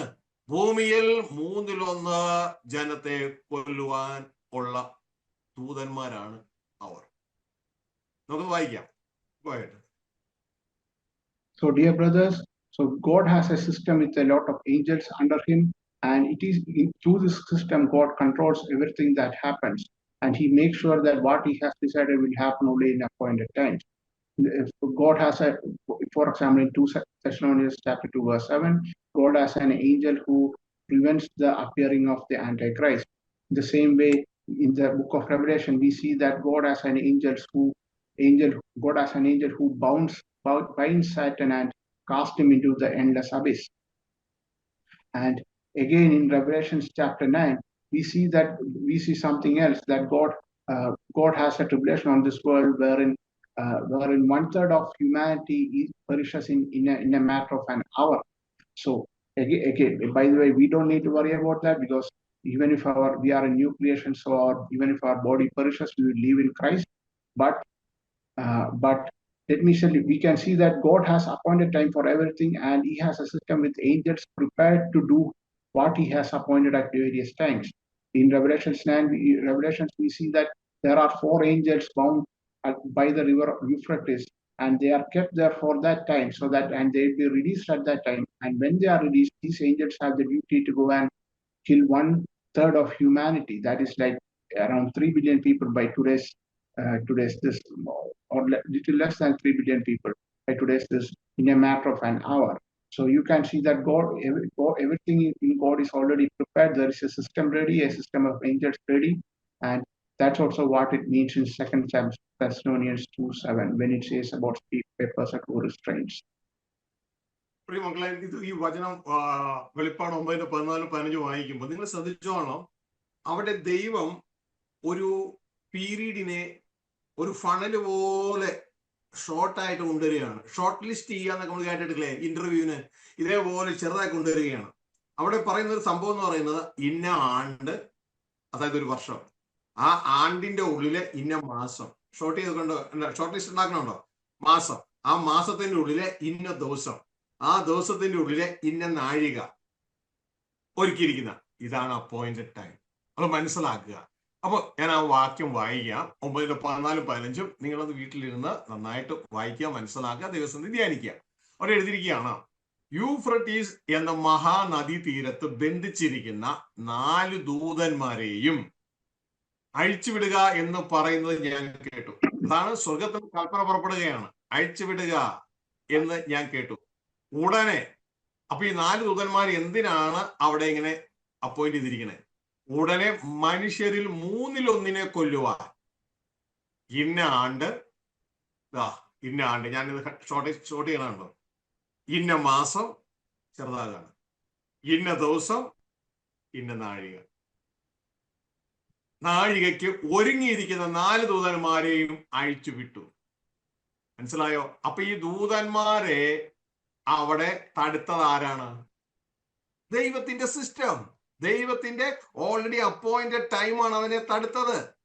ആ തടുക്കുന്നവൻ വഴിയിൽ നിന്ന് മാറണമെങ്കിൽ സ്വർഗത്തിൽ നിന്നുള്ള കൽപ്പന പുറപ്പെടണം, അതിന്റെ ടൈം ആകണം. ആ ടൈം ആയെങ്കിൽ മാത്രമേ അത് റിലീസ് ചെയ്യത്തുള്ളൂ. മനസ്സിലായോ? ഇത് മനസ്സിലാക്കിയിട്ട് നമ്മൾ ഇനി 2 തെസ്സലോനിയർ 2:7 വായിച്ചു കഴിഞ്ഞാൽ, നേരത്തെ നമ്മൾ ചിന്തിച്ച വാചനമില്ലേ, അത് വായിച്ചു കഴിഞ്ഞാൽ മനസ്സിലാവും. അവിടെ വളരെ വ്യക്തമായി എഴുതിയിട്ടുണ്ട്, വേറെ ഒന്നുമല്ല, ഈ തടുക്കുന്ന സംവിധാനം ദൈവത്തിന്റെ ടൈമിംഗ് ആണ്.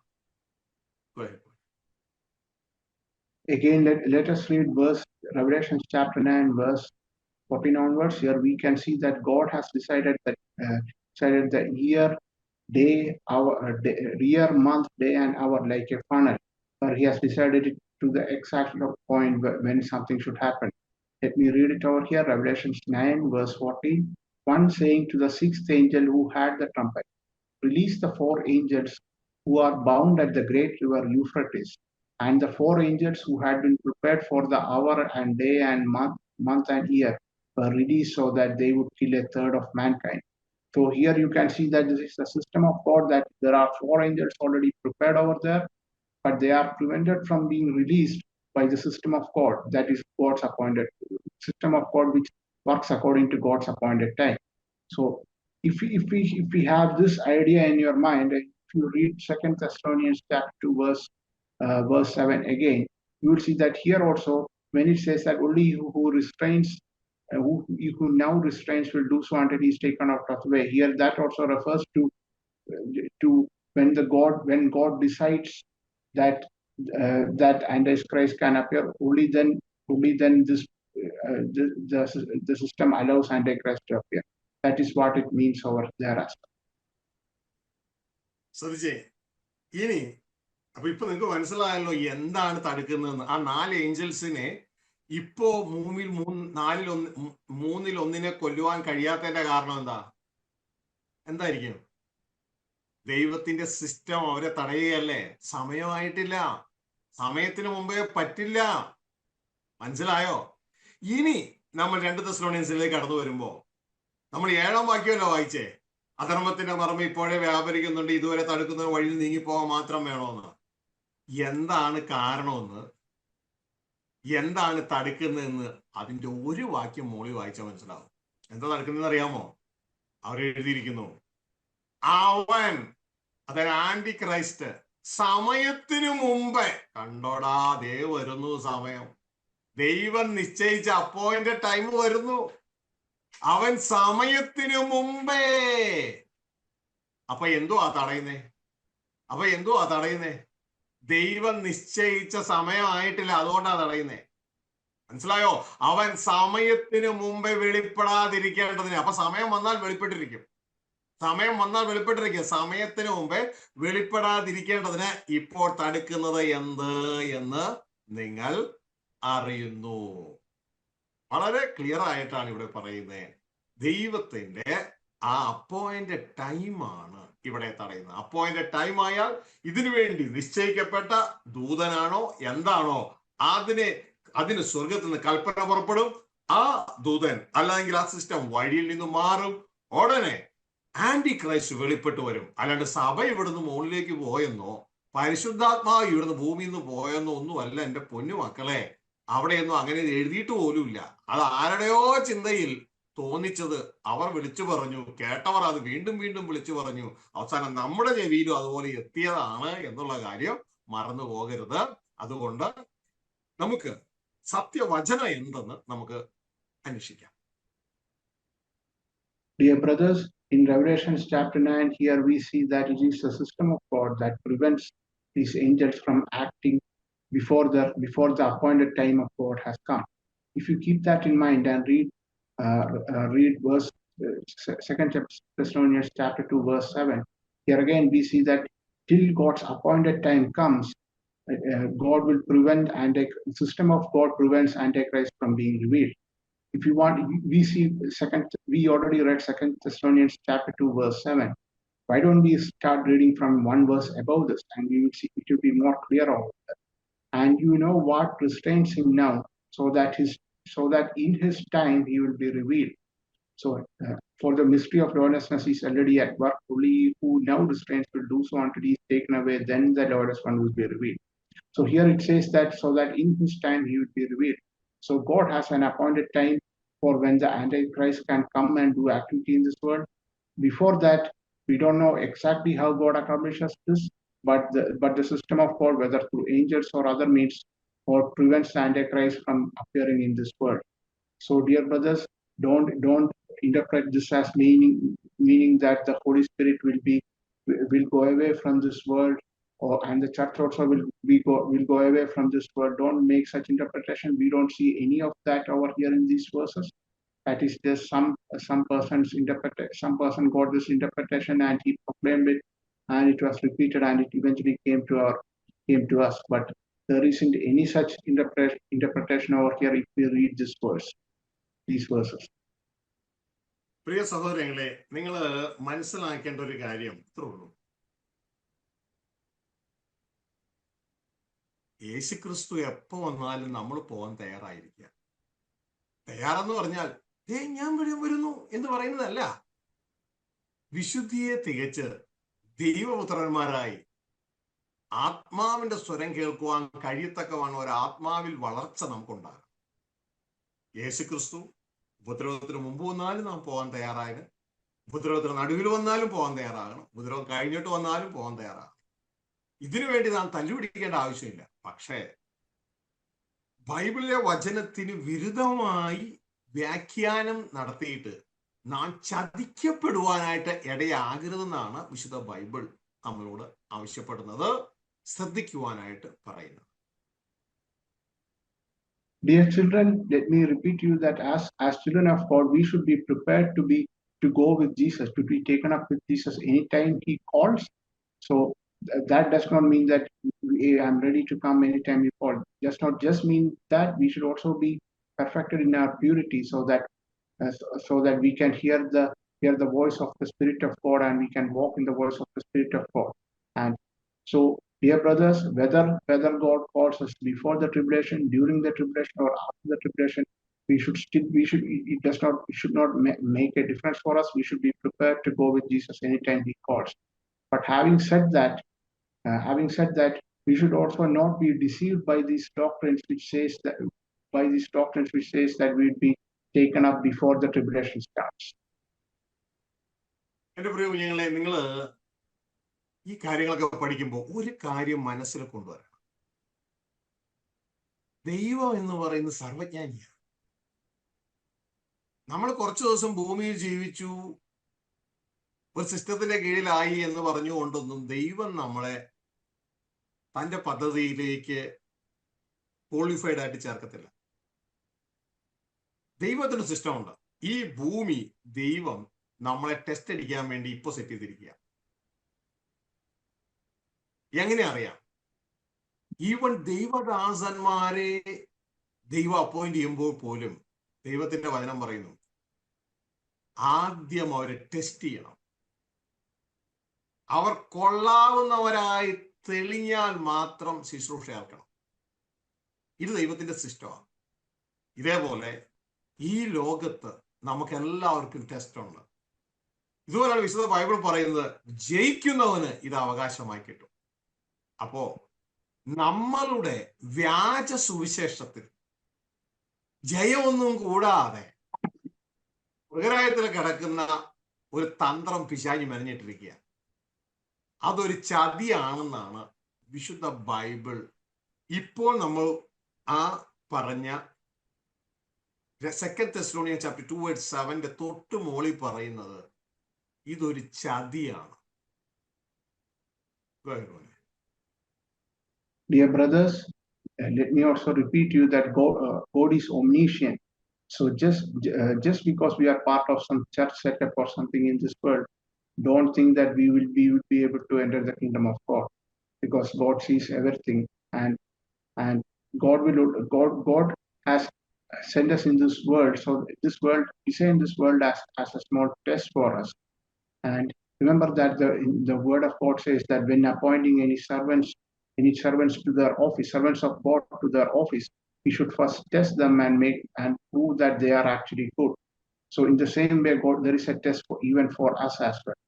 Just like there is a test to appoint servants of God to their office to prove that they are deserving. So, dear brothers, don't be deceived by what you just hear in this world, that there won't be any test, or if you are just part of some church setup, you will go to heaven. So this if you just read this 2 Thessalonians chapter 2, 1 verse above that, you will see that is exactly the warning that is being given to us over here. കുഞ്ഞുങ്ങളെ, നമുക്ക് ആ ടെസ്റ്റിന്റെ കാര്യം ഒന്ന് ഉറപ്പിച്ചിട്ട് പോകാം. കാരണം എന്നെ ദൈവം ഏൽപ്പിച്ച നിങ്ങൾ ആരും പരാജയപ്പെടാൻ ഇടയാകരുത്, ഇത് അറിയാത്തത് കൊണ്ട്. ഇതാ 1 Timothy chapter 3 അതിന്റെ 3-ാം അധ്യായം 9-10 വാക്യങ്ങൾ വായിക്കുമ്പോൾ, ഒരു ദൈവദാസനെ ശുശ്രൂഷ ഏൽപ്പിക്കണമെങ്കിൽ, അതായത് ദൈവദാസനായി ഒരു വ്യക്തിയെ ശുശ്രൂഷ ഏൽപ്പിക്കണമെങ്കിൽ അവിടെ പറയുന്ന കാര്യം, വിശ്വാസത്തിന്റെ മർമ്മം ആ വ്യക്തി തന്റെ ഹൃദയത്തിൽ വെച്ചിരിക്കുന്നതായിരിക്കണം. മാത്രമല്ല, ആദ്യം ആ വ്യക്തിയെ ടെസ്റ്റ് ചെയ്യണം. ടെസ്റ്റ് ചെയ്തിട്ട് ആ വ്യക്തി കൊള്ളാവുന്നവനായി തെളിഞ്ഞാൽ, അതിന്റെ അർത്ഥം പാസ്സായാൽ അവൻ ശുശ്രൂഷ ഏൽക്കട്ടെ എന്നാണ് വിശുദ്ധ വചനം പറയുന്നത്. ഇതാണ് ദൈവത്തിന്റെ മൈൻഡ് എന്ന് ഞാൻ നിങ്ങൾ മനസ്സിലാക്കിയിട്ടിരിക്കുക.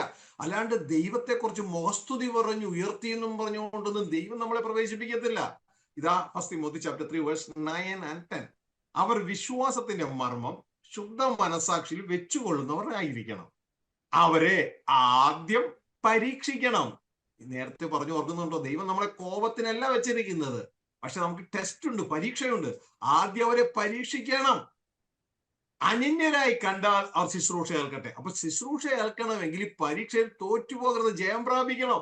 എങ്കിലേ ശുശ്രൂഷ ഏൽക്കാൻ കഴിയുള്ളൂ. അല്ലാണ്ട് ഇന്ന് കാണുന്ന പോലെ സ്വയം അപ്പസ്തോലന്മാരും സ്വയം ഇവാഞ്ചലിസ്റ്റും സ്വയം പാസ്റ്റേഴ്സും അല്ല. ബൈബിൾ കോളേജിൽ പഠിച്ചതുകൊണ്ട്, പഠിക്കണൊക്കെ നല്ലതാണ് കേട്ടോ, പഠിച്ചതുകൊണ്ടൊന്നും ആരും പാസ്റ്റർ ശുശ്രൂഷ ഒന്നും ആകത്തില്ല. ദൈവം നമ്മളെ ടെസ്റ്റ് ചെയ്യും. ദൈവം നമ്മളെ ഫണ്ടിന്റെ കാര്യത്തിൽ ടെസ്റ്റ് ചെയ്യും. ദൈവം നമ്മളെ പ്രശസ്തിയുടെ കാര്യത്തിൽ ടെസ്റ്റ് ചെയ്യും. പലതും ടെസ്റ്റ് ചെയ്യും, പലതും നമ്മുടെ കയ്യിൽ ഏൽപ്പിക്കും. എന്നിട്ട് നമ്മളത് എന്താണ് ചെയ്യുന്നതെന്ന് ദൈവം വളരെ ശ്രദ്ധയോടെ നോക്കുക. നമ്മളത് സൂത്രപ്പണി കാണിച്ച് നടക്കുകയാണെങ്കിൽ ഒരുപക്ഷെ ആരും നമ്മളോട് ചോദിക്കത്തില്ല. പക്ഷേ ദൈവം നമ്മളെ ക്വാളിഫൈ ചെയ്യത്തില്ല. നമ്മൾ ആ പഴയ ലെവലിൽ തന്നെ കിടക്കും, ഉയരത്തിലേക്ക് വരത്തില്ല. കാരണം ദൈവം നമ്മുടെ ശുശ്രൂഷ ഏൽപ്പിച്ചിട്ട്. അപ്പൊ ആദ്യം നമ്മളെ പരീക്ഷിക്കും. കൊള്ളാവുന്നവരാ തെളിഞ്ഞാലേ ശുശ്രൂഷ കിട്ടത്തുള്ളൂ. അതുകൊണ്ട് ഒരു കാര്യം ഓർക്കുക, ശുശ്രൂഷ ആർക്കെങ്കിലും കിട്ടിയിട്ടില്ല എന്ന് പറഞ്ഞ് കരയുന്നെങ്കിൽ ഒന്ന് മനസ്സിലാക്കുക, ദൈവത്തിന്റെ പരീക്ഷയിൽ ഞാൻ ഇതുവരെ ജയിച്ചോ എന്ന് തന്നെ ഒന്ന് പരിശോധന നടത്തും. Dear brothers, let me just first give a verse to prove that even servants of God who are appointed to their ministry are tested before they are appointed. This is in 1 Timothy chapter 3, where it says about appointment of deacons to the church.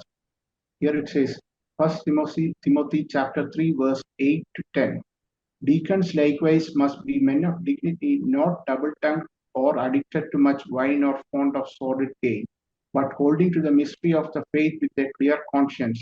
These men must also first be tested, then let them serve as deacons if they are beyond reproach. So here we see that even Paul is asking even for deacons to be tested before they are appointed to their office. So dear brothers, it's a good thing if you go to the seminary and if you have passed the Bible course and all those things. But remember that God has not appointed us for wrath, but God does test us. Even those who are appointed to the servants of God, God wants them also to be tested.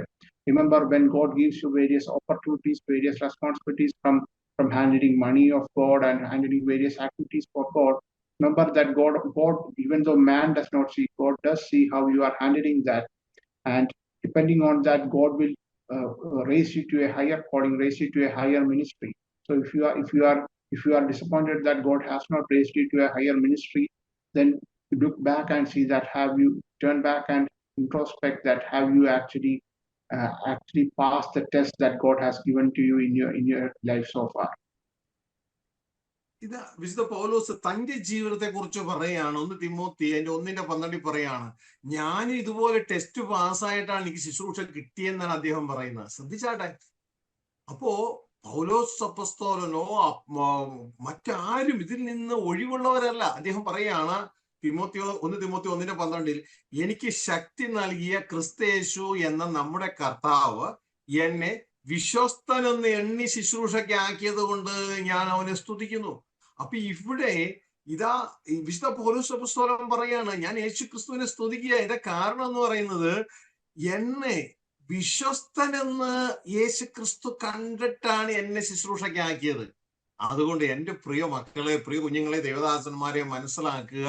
ഇന്ന് നിങ്ങളുടെ കയ്യിൽ ശുശ്രൂഷ ഏൽപ്പിച്ചിട്ടില്ല എങ്കിൽ അതിന്റെ കാര്യം എന്ന് പറയുന്നത്, വിശ്വസ്തനെന്ന് ദൈവത്തിന് കാണുവാനായിട്ട് കഴിഞ്ഞില്ല.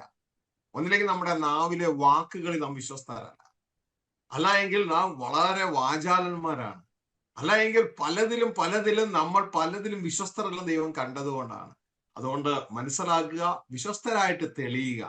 ഇനി ഈ പരീക്ഷ ഇല്ല എന്ന് പഠിപ്പിക്കുന്ന വ്യാജ സുവിശേഷകരോട് വ്യക്തമായിട്ട് പറയട്ടെ, മനസ്സിലാക്കുക, ഞങ്ങളുടെ വിശുദ്ധ ബൈബിളിൽ ദൈവത്തിന്റെ വചനം പറയുകയാണ്, പരീക്ഷ സഹിക്കുന്നവർ ഭാഗ്യവാൻ.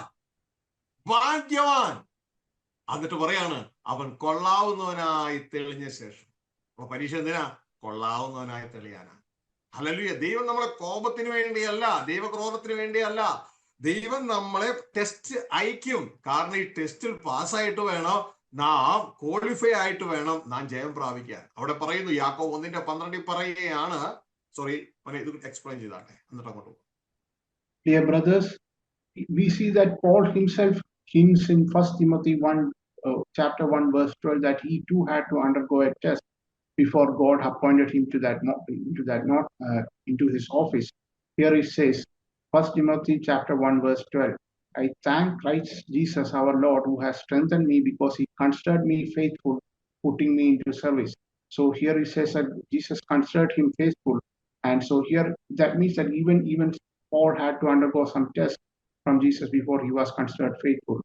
So dear servants of God, if you are disappointed that God has not raised you to a higher ministry, please introspect and see that whether you have been faithful with the word that you have spoken, whether you are speaking way too much more than what you should be speaking, or whether you have been not faithful in other things that God has had entrusted to you in the past.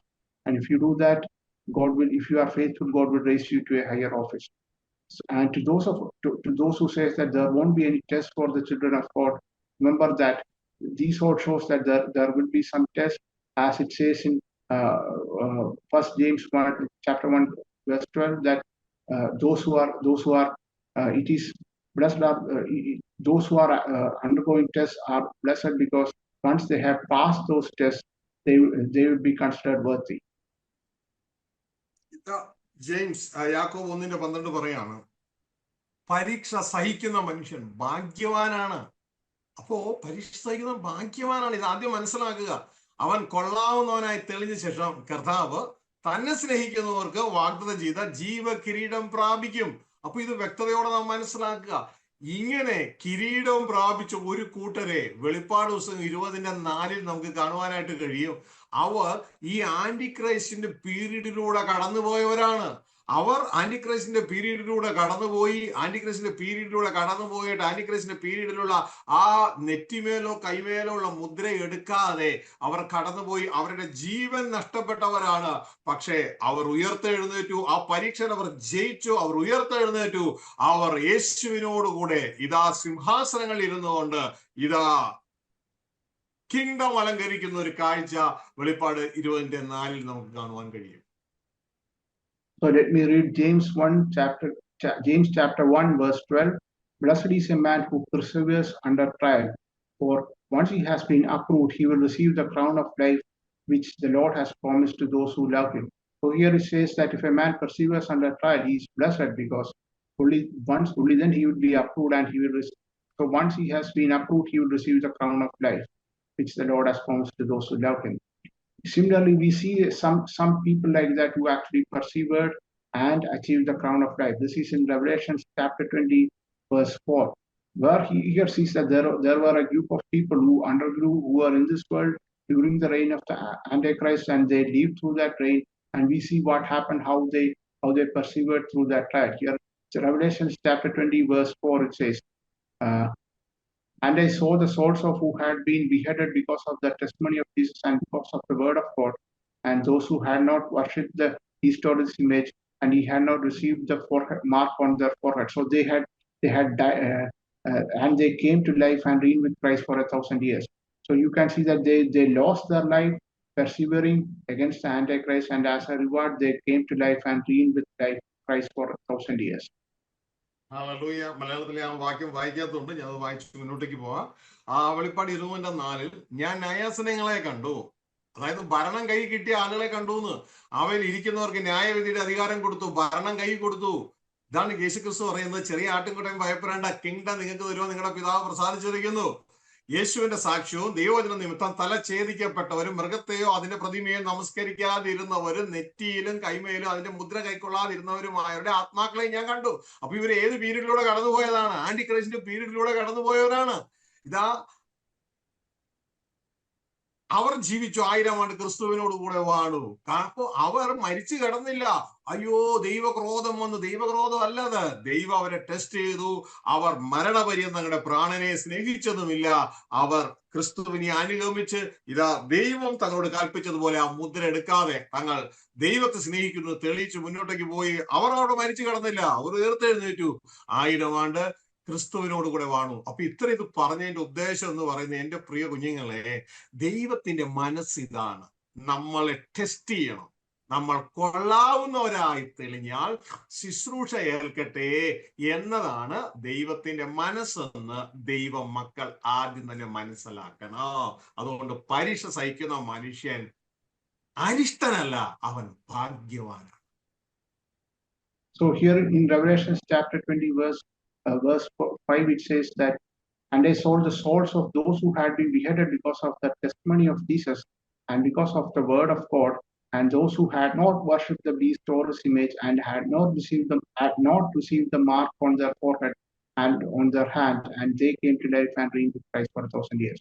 So we can see that these people, they lived through that period of the Antichrist, but even though they lived there, they did not receive the mark of the beast, and because of that they reigned with Christ, for they came back to life even though they died, because remember, there is no wrath for the children of God, only test, and they passed the test and they came back to life and they reigned with Christ for 1,000 years. So remember, what I want to say from this is that you have to understand the heart of God from this. It is that if a man perseveres under trial, God considers him blessed, so that once what God wants a person to is undergo a trial, and once he passes the trial, once he's approved through that trial, passes the trial, then let him receive the crown of life. കുഞ്ഞുങ്ങളെ, ഇനി നമ്മള് ആരംഭിച്ച ഭാഗത്തേക്ക് ഒന്ന് കടന്നു വരട്ടെ. ആ ഭാഗത്ത് വന്ന് ഒരു ക്ലാരിറ്റി വരുത്തിയിട്ട് നമുക്ക് പ്രാർത്ഥിച്ച് അവസാനിപ്പിക്കാം. കാരണം ഇത് പറയണമെങ്കിൽ കൂടുതൽ ടൈം ആവശ്യമാണ്. അതുകൊണ്ട് നമ്മളിപ്പോ നേരത്തെ ചിന്തിച്ച 2 തെസ്സലോനിക്കർ 2:7 തടുക്കുന്ന വഴിയിൽ നിന്ന് മാറിപ്പോകണം, അപ്പോൾ അധർമ്മൂർത്തി വെളിപ്പെട്ടു വരും. അപ്പൊ തടുക്കുന്ന വഴിയിൽ നിന്ന് മാറിപ്പോകുക എന്ന് പറഞ്ഞാൽ പരിശുദ്ധാത്മാവ് വഴിയിൽ നിന്ന് മാറിപ്പോകുന്നതാണ്. അങ്ങനെ പരിശുദ്ധാത്മാവ് വഴിയിൽ നിന്ന് മാറിപ്പോകുമ്പോൾ പരിശുദ്ധാത്മാവ് ഇത് ഭൂമിയിൽ നിന്ന് തന്നെ അങ്ങ് പോവുകയാണെങ്കിൽ, നമ്മുടെ സങ്കല്പങ്ങളാണ് ഇതൊക്കെ, ഭൂമിയിൽ നിന്ന് തന്നെ അങ്ങ് പോവുകയാണ്. അങ്ങനെ പരിശുദ്ധാത്മാവ് ഭൂമിയിൽ നിന്ന് പോകുമ്പോൾ, പരിശുദ്ധാത്മാവ് ഒറ്റയ്ക്ക് പോകുമ്പോൾ, പരിശുദ്ധാത്മാവ് സഭയും കൂടെ കൊണ്ടുപോകുള്ളൂ. വീണ്ടും സങ്കല്പങ്ങളാണ്. അങ്ങനെ പല പല സങ്കല്പങ്ങളുടെ മുകളിൽ പണിതിരിക്കുന്ന ഒരു വ്യാഖ്യാനമാണത്. എന്നാൽ ഇതിന്റെ ഈ വാക്യത്തിന്റെ തൊട്ടുമുകളിൽ ഒരു സങ്കല്പങ്ങളും വേണ്ട, ഒരു വ്യാഖ്യാനവും വേണ്ട. നമ്മൾ ഇപ്പോൾ കേട്ട ആ പരീക്ഷ എടുക്കുവാൻ തക്കവണ്ണം ദൈവ മക്കളുടെ ജീവിതത്തിൽ ആ പരീക്ഷ എടുക്കുവാൻ തക്കവണ്ണം ആന്റി ക്രൈസ്റ്റ് വെളിപ്പെട്ടു വരും എന്നുള്ളത് വളരെ ക്രിസ്റ്റൽ ക്ലിയർ ആയി ദൈവവചനം പറയുന്നു. അത് കഴിഞ്ഞിട്ടേ സഭയ്ക്ക് ഇവിടുന്ന് പോകാൻ പറ്റൂ എന്നാണ് വിശുദ്ധ ബൈബിൾ പറയുന്നത്. ഇതിന് വ്യാഖ്യാന ശാസ്ത്രം ഒന്നും വേണ്ട, ഡയറക്റ്റ് അങ്ങ് വായിച്ചാൽ മതി. ഇതാണ് 2 Thessalonians chapter 2 verse 1 to 3 translation നമുക്ക് വായിക്കാം. Dear brothers, now let us come back to the original verse, that is 2 Thessalonians chapter 2 verse 7. So here we can see that the interpretation that is depicted, that brother asked us, that is we see in a lot of places in the church. That interpretation is that the one only he who restrains will do so until he is taken out of the way. That interpretation is that this refers to the Holy Spirit, and Holy Spirit will go away from this world. And when the Holy Spirit goes away from this world, the interpretation says that also means that the church will also go along with the Holy Spirit and will be taken out of this world. So you can see that this chapter alone does not mention that this refers to the Holy Spirit. That is an interpretation. On top of that, they are building an implication that when the Holy Spirit he goes away from this world, the church is also taken from this world. So it's like an interpretation built on top of interpretation and got a lot of implications out there. But let me read this. Let me tell you, brothers, if we read the verses a little above from verse 1 itself, we can see that what it says is that the church should be ready to undergo the test, that the church should be ready to undergo the tribulation that will come through the Antichrist. കുഞ്ഞുങ്ങളെ പറഞ്ഞത് മനസ്സിലായെന്ന് ചിന്തിക്കുന്നു. കാരണം ഈ 2 Thessalonians 2:7 പറയുന്ന വ്യാഖ്യാനം 3 നില building പോലെയാണ്.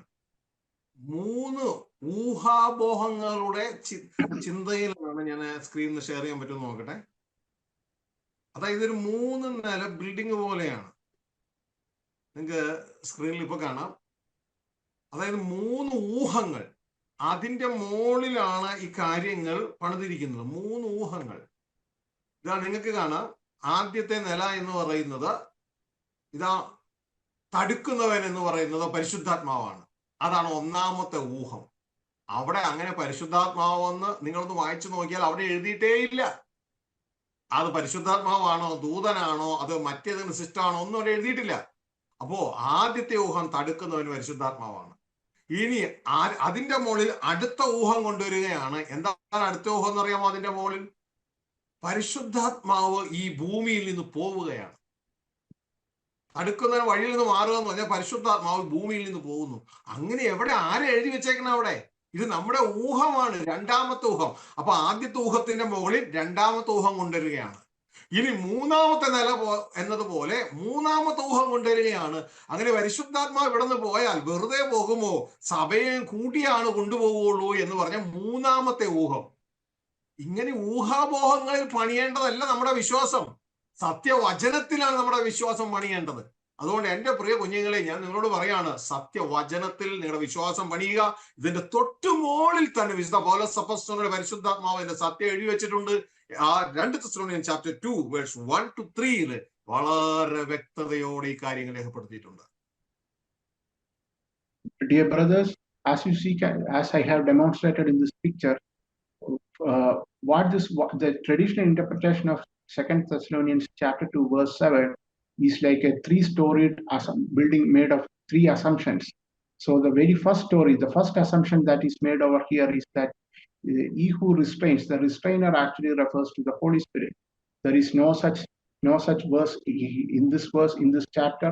There is no such verse in this chapter, but that is the first assumption that is made, that the restrainer in 2 Thessalonians chapter 2 verse 7 actually refers to the Holy Spirit. Then the next assumption is that here it says, he who restrained will do so until he is taken out of the way. That means that the Holy Spirit will go away from this world. That is the second assumption that is happening over here. Then on top of that, there is one more assumption that is built on top of that, is that will the Holy Spirit go away by himself? That means the Holy Spirit will also take the church along with him. So we can see that this is a building of 3-storied assumptions, one on top of the other. And dear brothers, we should not build our faith, our doctrine on such assumption over assumption over assumption. It should be built solidly on the word of God. And we can see the correct interpretation of this from 2 Thessalonians chapter 2, verse 1 to 3 itself. Hallelujah. A little about this. മനസ്സിലായെന്ന് ചിന്തിക്കുന്നു. ഇനി എൻ്റെ 2 Thessalonians chapter 2 verse 1 to 3 വരെ നമ്മൾ വായിക്കുമ്പോൾ നമുക്ക് ഈ ഭാഗം നമുക്ക് അവിടെ കാണാൻ പറ്റും. എപ്പോഴാണ് ലോർഡ് ജീസസ് വന്ന് ചേർക്കുന്നത്?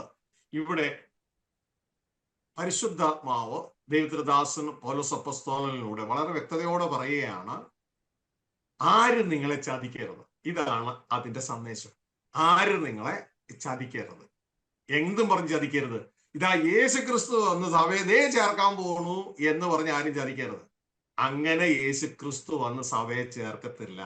അതിനു മുമ്പ് നമ്മുടെ ടെസ്റ്റ് നടക്കണം. ടെസ്റ്റ് നടക്കണമെങ്കിൽ ആന്റി ക്രൈസ്റ്റ് റിലീസ് ചെയ്യപ്പെടണം. ആന്റി ക്രൈസ്റ്റ് റിലീസ് ചെയ്യപ്പെടണം. റിലീസ് ചെയ്യപ്പെട്ട് കഴിഞ്ഞാലേ നമുക്ക് ഈ മാർക്ക് ഓഫ് ദ ബീസ്റ്റ് എന്ന് പറയുന്ന ടെസ്റ്റ് വരത്തുള്ളൂ. മാർക്ക് ഓഫ് ദ ബീസ്റ്റ് ടെസ്റ്റാണ്, ദൈവക്രോധമല്ല. അത് ഈ ലോകത്തിലെ ജനങ്ങൾക്ക് ഒരു അനുഗ്രഹമായിട്ടാണ്, ടെക്നോളജി ഡെവലപ്മെന്റ് ആയിട്ടാണ് അവർ കാണുന്നത്. അത് ദൈവക്രോധമല്ല, ദൈവ മക്കൾക്കുള്ള ദൈവം അനുവദിച്ച ടെസ്റ്റാണ്. ഈ ടെസ്റ്റ് എടുക്കുന്നത് ആന്റി ക്രൈസ്റ്റ് ആണ്. അപ്പൊ ആന്റി ക്രൈസ്റ്റ് വന്ന് ഈ ടെസ്റ്റ് റിലീസ് ചെയ്തതിന് ശേഷമേ നമ്മൾ കൊള്ളാവുന്നവരായി തെളിഞ്ഞാൽ അവർ ശുശ്രൂഷ ഏൽക്കാൻ വേണ്ടി ഇതാ നമ്മൾ റാപ്ചർ എന്ന് പറയുന്ന യേശുവിന്റെ വരവിൽ നാം എടുക്കപ്പെടും. അപ്പൊ അതില്ല എന്ന് പറയുന്നത് ആരാണോ വ്യാജ സുവിശേഷമാണ്, അത് ചതിയാണ് എന്നാണ് വിശുദ്ധ ബൈബിൾ ദൈവദാസനിലൂടെ പറയുന്നത്. ഇതാണ് 2 Thessalonians chapter 2 verse 1 to 3. ഇത് എല്ലാ ദൈവദാസന്മാരും മനസ്സിലാക്കണം. എന്നിട്ട് പാരമ്പര്യ ആളുകളെ പ്രീതിപ്പെടുത്താൻ വേണ്ടി വചനത്തിൽ നുണ ചേർത്താൽ തീർച്ചയായും ദൈവ ശിക്ഷ പ്രാപിക്കും. അതുകൊണ്ട് വചനത്തോടൊന്നും കൂട്ടാനും പോകരുത്, കുറയ്ക്കാനും പോകരുത്. ആസ് ഇറ്റ് ഈസ് നാം പറയാനിടയാകണം.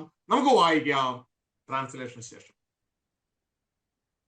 Dear brothers, if we read 2 Thessalonians chapter 2, 1 to 3, here we can see that the message that Saint Paul gives is that do not be deceived, do not be shaken that the day of the Lord has come or has already come. Yes, because Saint Paul clearly mentions that the first the Antichrist should come, and that test, that is the church should pass through that test, and only after that the day of the Lord will come. So, dear brothers, do not let anyone deceive you, and make sure that you don't add to the word or take away from the word when you interpret the word. Read this straightforward, and you will be able to understand it. Let us read this verse. Title, ആ 3 വാചനത്തിന്റെ title എന്ന് പറയുന്നത് നമുക്ക് തരുന്ന സന്ദേശം എന്ന് പറയുന്നത്, ആരും ഏത് വിധേനയും നിങ്ങളെ ചതിക്കരുത്. എന്തും പറഞ്ഞുകൊണ്ട്, ഇതാണ് അടുത്ത വിഷയം. എന്തും പറഞ്ഞുകൊണ്ട് ഇതാ യേശു ക്രിസ്തു വന്ന് ഇപ്പൊ ചേർക്കും എന്ന് പറഞ്ഞ് ഇല്ല. അതിനു മുമ്പ് നാം ഒരുക്കപ്പെട്ടോ ഇല്ലയോ എന്നറിയാൻ ടെസ്റ്റ് എടുക്കും. നാം ഒരുക്കപ്പെട്ട കന്യകമാരാണോ, എണ്ണയെടുത്ത കന്യകമാരാണോ എന്നറിയാനുള്ള ടെസ്റ്റ് വരും. ഇത് മനസ്സിലാക്കുക, എന്നിട്ട് നാം ഇത് വായിക്കുക. അപ്പോ ദൈവം നിങ്ങളുടെ ഹൃദയങ്ങളെ തുറന്ന് തരട്ടെ. ഈ സന്ദേശം എന്താണ്? ആര് ഏതു വിധേന നിങ്ങളെ ചതിക്കരുത്. ഇനി ഞാൻ വായിക്കാം. ഓക്കെ, ട്രാൻസ്ലേറ്റ് ചെയ്യുമ്പോൾ അത് മിസ്സാകരുത്, ആ മെസ്സേജ് മിസ്സാകരുത്. ശ്രദ്ധിച്ചേ. ഇനി സഹോദരന്മാരെ, നമ്മുടെ കർത്താവായ യേശു ക്രിസ്തുവിന്റെ പ്രത്യക്ഷതയും അവന്റെ അടുക്കലുള്ള നമ്മളുടെ സമാഗമനവും സംബന്ധിച്ച് ഞങ്ങൾ നിങ്ങളോട് അപേക്ഷിക്കുന്നത്, കർത്താവിന്റെ നാൾ അടുത്തിരിക്കുന്നു എന്ന് വെച്ച് നിങ്ങൾ വല്ല ആത്മാവിനാലോ വചനത്താലോ ഞങ്ങൾ എഴുതിയെന്ന ഭാവത്തിലുള്ള ലേഖനത്താലോ സുബോധം വിട്ട് വേഗത്തിലിളകുകയും ഞെട്ടിപ്പോവുകയും ആരുത്. ശ്രദ്ധിക്കുക, ഇതാണ് സന്ദേശം. ആരും ഏത് വിധേനയും നിങ്ങളെ ചതിക്കരുത്. ഇങ്ങനെ കർത്താവ് വരുന്നു എന്ന് നാം കേട്ട് പെട്ടെന്ന് ഇളകിപ്പോയി കഴിഞ്ഞാൽ അതൊരു ചതിയാണ്. അങ്ങനെ കർത്താവ് വരത്തില്ല. അതിനു മുമ്പ് വിശ്വാസത്തിലുള്ള വ്യക്തികൾ, വിശ്വാസി താഴെ പോകും. എപ്പോ? ആന്റി ക്രൈസ്റ്റ് ദൈവരാജ്യ സുവിശേഷം അറിയിക്കുമ്പോൾ, ആന്റി ക്രൈസ്റ്റ് വെളിപ്പെടുമ്പോൾ. അതാണ് തൊട്ട് താഴെ എഴുതിയിരിക്കുന്നത്. ആദ്യമേ, എന്തിന്റെ ആദ്യമേ? യേശു ക്രിസ്തു വന്ന് സഭയെ ചേർക്കുന്നതിന്റെ ആദ്യമേ. Underline that, underline that. ദൈവവചനം വ്യാഖ്യാനം ഒന്നും വേണ്ട, അണ്ടർലൈൻ ദാറ്റ്. വിശ്വാസത്യാഗം സംഭവിക്കുകയും നാശയോഗ്യനും അധർമ്മമൂർത്തിയുമായ വെളിപ്പെടുകയും വേണം. ആന്റി ക്രൈസ്റ്റ് വെളിപ്പെടണം. ഇതിൽ ഊഹാപോഹങ്ങളൊന്നുമില്ല. ക്രിസ്റ്റൽ ക്ലിയർ സത്യദൈവത്തിന്റെ വചനം. എന്താ അവിടെ പറയുന്നത്? ആൻഡ് കർത്താവ് വന്ന് സഭയെ ചേർക്കുന്നതിന് മുമ്പ് ആദ്യമേ വിശ്വാസം സംഭവിക്കുകയും നാശത്തിന് അധർമ്മമൂർത്തിയുമായ അതാണ് ആന്റിക്രൈസ്റ്റ് അവൻ വെളിപ്പെടുകയും. Dear brothers, to explain it further, the underlying core theme of these three verses, verses 1, 2, 3 of 2 Thessalonians chapter 2 is that let no one deceive you by saying that Christ will come first and take you away. And let me read through this and you will understand this, because there will be a test and all of us will have to pass through the test before Christ comes and takes us away. Let me read through this verse and you will understand this. I am reading from 2 Thessalonians chapter 2 verse 1. Now we request you, brethren, with regard to the coming of our Lord Jesus Christ and our gathering together to him, that you not be quickly shaken from your composure or be disturbed either by a spirit or a message or a letter as if from us, to the effect that the day of the Lord has come. So Paul is saying that let no one deceive you by saying that the day of the Lord has come. And Paul further explains why the day of the Lord has not yet come. He says that let no one in any way deceive you, for it will not come unless the apostasy comes first and the man of lawlessness is revealed, the son of destruction. So here we can see that there was some disturbance over there saying that the day of the Lord has come, and to which the Paul says that the day of the Lord has not come because it will not come before the Antichrist comes first, before the apostasy and the Antichrist comes first. So what Paul it is very crystal clear. There isn't any interpretation or anything. Paul is directly saying that, telling to the church in Thessalonians that first the Antichrist will come and you will have to go through the test, and only after that the day of the Lord will come. Hallelujah. പ്രിയ സഹോദരങ്ങളെ, ഇവിടെ ചിലർക്ക് ഹൃദയത്തിൽ ഒരു ചിന്ത ഉണ്ടാകും, എന്തുകൊണ്ടാണ് പൗലോസ് ആര് നിങ്ങളെ ചതിക്കരുതെന്ന് പറഞ്ഞത്? യേശുക്രിസ്തു വരുന്നു എന്ന് പറഞ്ഞുകൊണ്ട്. എന്റെ പ്രിയ കുഞ്ഞുങ്ങളെ, യേശുക്രിസ്തു വരുന്നതിന് മുമ്പ് നമ്മൾ ക്വാളിഫൈ ചെയ്യപ്പെടണം, നമ്മൾ ഒരുക്കപ്പെടണം. അത് ടെസ്റ്റ് ചെയ്തിട്ട് മാത്രമേ നമ്മളെ സ്വീകരിക്കുകയുള്ളൂ. അപ്പോ ആ ടെസ്റ്റുമായിട്ടുള്ള ബന്ധത്തില് ആന്റിക്രൈസ്റ്റ് ഇവിടെ വന്നാൽ അവൻ ചെയ്യുന്ന പ്രധാനപ്പെട്ട ഒരു കാര്യം മാർക്കോ ദ ബീസ്റ്റ് റിലീസ് ചെയ്യുക എന്നുള്ളതാണ്. ഈ ലോകത്തിന്റെ മക്കൾക്ക് അതൊരു മഹോപദ്രവമോ ഉപദ്രവമോ ഒരു സാധാരണ സംഭവമല്ല. ഈ ലോകത്തിന്റെ മക്കൾക്ക് അതൊരു അനുഗ്രഹമാണ്. അവർ പറയും ടെക്നോളജി ഡെവലപ്മെന്റ്. അവർ ക്യൂ നിന്ന് ആപ്പിൾ ഐഫോൺ വാങ്ങിക്കുന്നത് പോലെ അവർ വാങ്ങിക്കും. എന്നാൽ നമ്മളെ സംബന്ധിച്ചത് ഒരു ടെസ്റ്റാണ്.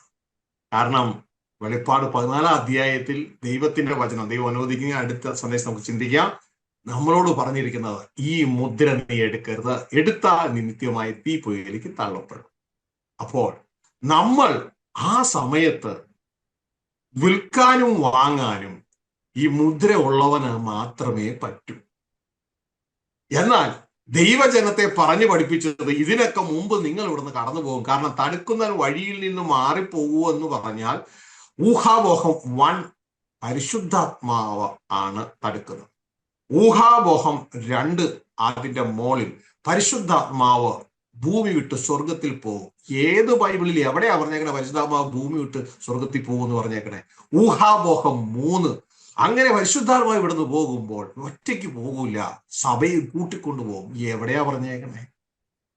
ഇതൊക്കെ ഊഹാപോഹങ്ങളിൽ ഉണ്ടാക്കിയിട്ട് നിങ്ങളെ ആരും ചതിക്കരുത്. കാരണം മാർക്കോ ദ ബീസ്റ്റ് നിങ്ങൾ വന്നു കഴിഞ്ഞാൽ നിങ്ങൾക്ക് അരി മേടിക്കാനും പറ്റില്ല, ഭക്ഷണം മേടിക്കാനും പറ്റില്ല, ശമ്പളം മേടിക്കാനും പറ്റില്ല, ബിസിനസ് ചെയ്യാനും പറ്റില്ല. ഈ ലോകത്തിന്റെ എക്കോണമിയിൽ നിങ്ങൾ പുറത്തു പോകും. അതൊരു വമ്പൻ ചതിയായിരിക്കും. വിശക്കുമ്പോൾ, നിങ്ങൾക്ക് വിശക്കുമ്പോൾ, നിങ്ങളുടെ ഭാര്യയ്ക്ക് വിശക്കുമ്പോൾ, നിങ്ങളുടെ അമ്മയ്ക്ക് കുഞ്ഞുങ്ങൾക്ക് വിശക്കുമ്പോൾ നിങ്ങൾ നിർബന്ധമായും പോയി മുദ്രയെടുക്കും, തീപ്പൊയ്യിലേക്ക് തള്ളപ്പെടും. ഇതാണ് ചതി എന്ന് മനസ്സിലാക്കുക. അതിലാരും വീഴാതിരിക്കുക. നമുക്ക് പ്രാർത്ഥിക്കാം. ബാക്കി അടുത്ത ക്ലാസ്സിൽ. Dear brothers, here why does Paul says that do not be deceived, let no one in any way deceive you? The reason Paul says is that if we think that God will take us out of this world before the Antichrist comes, then we may get deceived when the Antichrist comes. Because when the Antichrist comes and he introduces the mark of the beast, the people of this world, those who are destined for destruction, they won't consider the mark of the beast as some kind of a punishment or something evil. They will consider that as a technological advancement, and they will stand in queue to take that. And remember that when such a case comes, after it has come, the people who are in this world, the children of God like us, we are not supposed to take that. We are supposed to resist and not take that. Because if we take that, we will fall into hell. So everyone who takes that will fall into eternal fire. So we are supposed to resist and not take that. So in such a circumstance, we will be under great distress, because we won't be able to do any transaction, no buying, no selling, no receiving salary or doing any kind of business. And in such a circumstance, if we are of the mindset that Jesus would come before the Antichrist is to come and take us out of this world, then we will be deceived into taking that mark of the beast, because we will not recognize that mark of the beast as the mark of the beast, because we will be thinking that Jesus will come and would take us away before the mark of the beast. So this is not the mark of the beast. But remember that entire thing is based on this 3-tier 40 assumption. The first assumption being that the Holy Spirit is the restrainer that is mentioned in this, and the second assumption that the Holy Spirit will go away from this world and into heaven. There is no such thing anywhere in the Bible. And the third assumption is that Holy Spirit will take us out of this world and into this heaven before the Antichrist appears and releases the mark of the beast. So remember, dear brothers, that can be a major when the mark of the beast really comes. If anyone holds on to that teaching, that can be the cause of a great deception, and they may take the mark of the beast and fall into the eternal hellfire.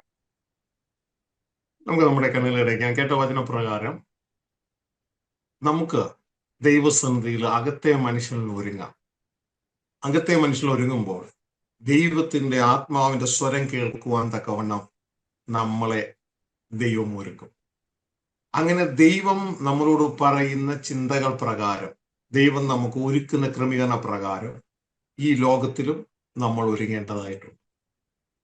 അതിനാദ്യം ഒരാൾ ചെയ്യുന്നത് പോലെയല്ല മറ്റൊരാൾ ചെയ്യേണ്ടത്. ദൈവം നിങ്ങളുടെ അകത്തുനിന്ന് നിങ്ങൾ എന്ത് ചെയ്യുവാൻ ദൈവം നിങ്ങളെ ഗൈഡ് ചെയ്യുന്നു, അതനുസരിച്ചിട്ടായിരിക്കും. നമുക്ക് നമ്മുടെ കണ്ണുകളടയ്ക്കാം. കേട്ട വചനത്തിന്റെ മുമ്പാകെ നമുക്ക് നമ്മളെ തന്നെ ഏൽപ്പിക്കാം. ഞങ്ങളുടെ സ്വർഗസ്ഥ പിതാവേ, അങ്ങ് തന്ന ചിന്തകൾക്കായി നന്ദിയോടെ സ്തോത്രം. ഈ നാളുകളിൽ ബുദ്ധിയുള്ള കന്യകുമാരെ പോലെ ഒരുങ്ങുന്നവരായിരിക്കാൻ, യേശുവിനെ കർത്താവായി സ്വീകരിക്കുക മാത്രമല്ല, ഒരുങ്ങുന്നവരായിരിക്കാൻ, മണവാളനായ യേശു ഏത് സമയം വന്നാലും സ്വീകരിപ്പാൻ ദൈവപുത്രന്മാരായി ആത്മാവിനെ നയിക്കപ്പെടുന്നവരായി നടത്തപ്പെടുന്നവരായി തീരുവാൻ ഞങ്ങളെ സഹായിക്കാം. ഈ മക്കളെ ഏവരെയും അങ്ങയുടെ കരങ്ങളിൽ ഏൽപ്പിക്കുക. കേട്ട വചനപ്രകാരം അങ്ങ് ഞങ്ങളെ ഒരുക്കിയാണ്.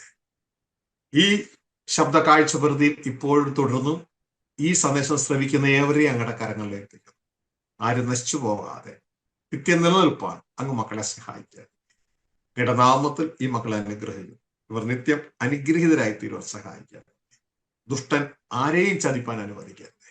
എല്ലാവരും അവരുടെ ഹൃദയത്തിൽ ദുഷ്ടൻ നിക്ഷേപിച്ചതെല്ലാം മാറ്റിയിട്ട് ദൈവം നട്ടുവളർത്തുന്ന മാത്രം നടപ്പെടുവാൻ, അതിൽ വളർന്ന് ഫലമായി തീരുവാൻ സഹായിക്കുക.